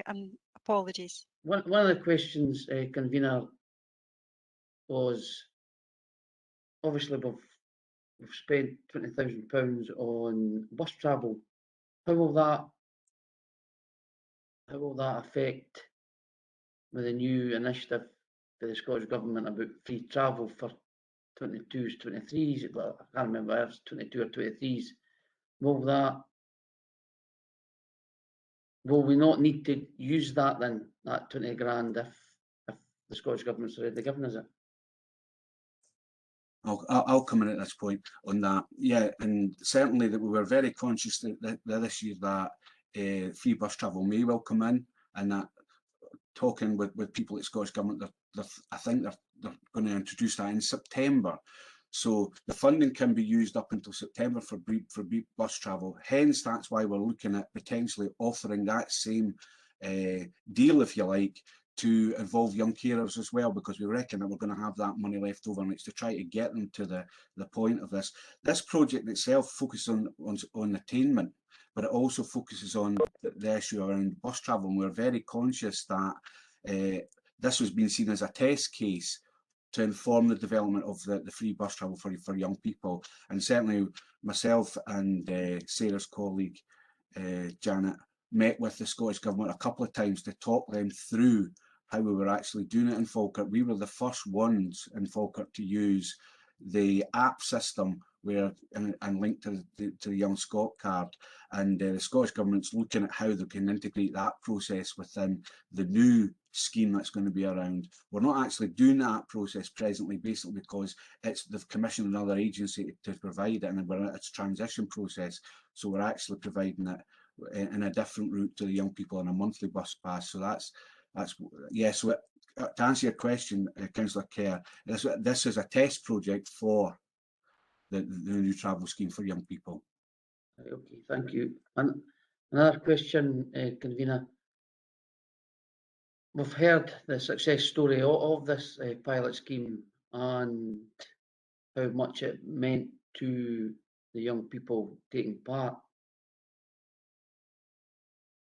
If this is a one-off year, can we not ask the Scottish Government for it to continue? And if it's not possible, can we find it in our existing budget for to keep it going? Because it just seems a win-win scheme where these vulnerable children, young people, have got benefits that outweigh the £100,000 that we came forward with. Robert? Thank you.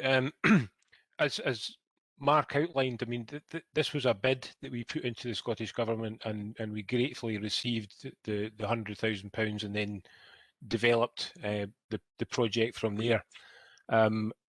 As happens with all Scottish Government grants, at the end of the process, we will prepare a summary report. We'll feed back the learning to the Scottish Government, and at that point, we certainly would be making a request that this funding would continue.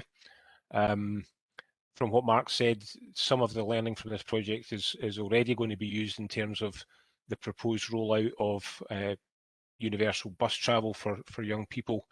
So I would anticipate that once government is aware of the success of this and the improvements to the outcomes for the targeted group, that will feed back into some of the considerations that at previous meetings Sarah talked about and Vivian has referenced today in terms of the promise and the whole review of what happens to care experienced young people and the supports that should be in place for them.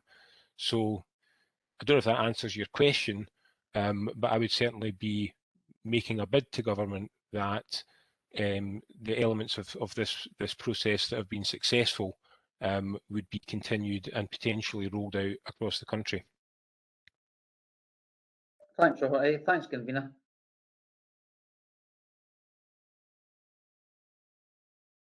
Okay, thank you. Are we content to agree the report?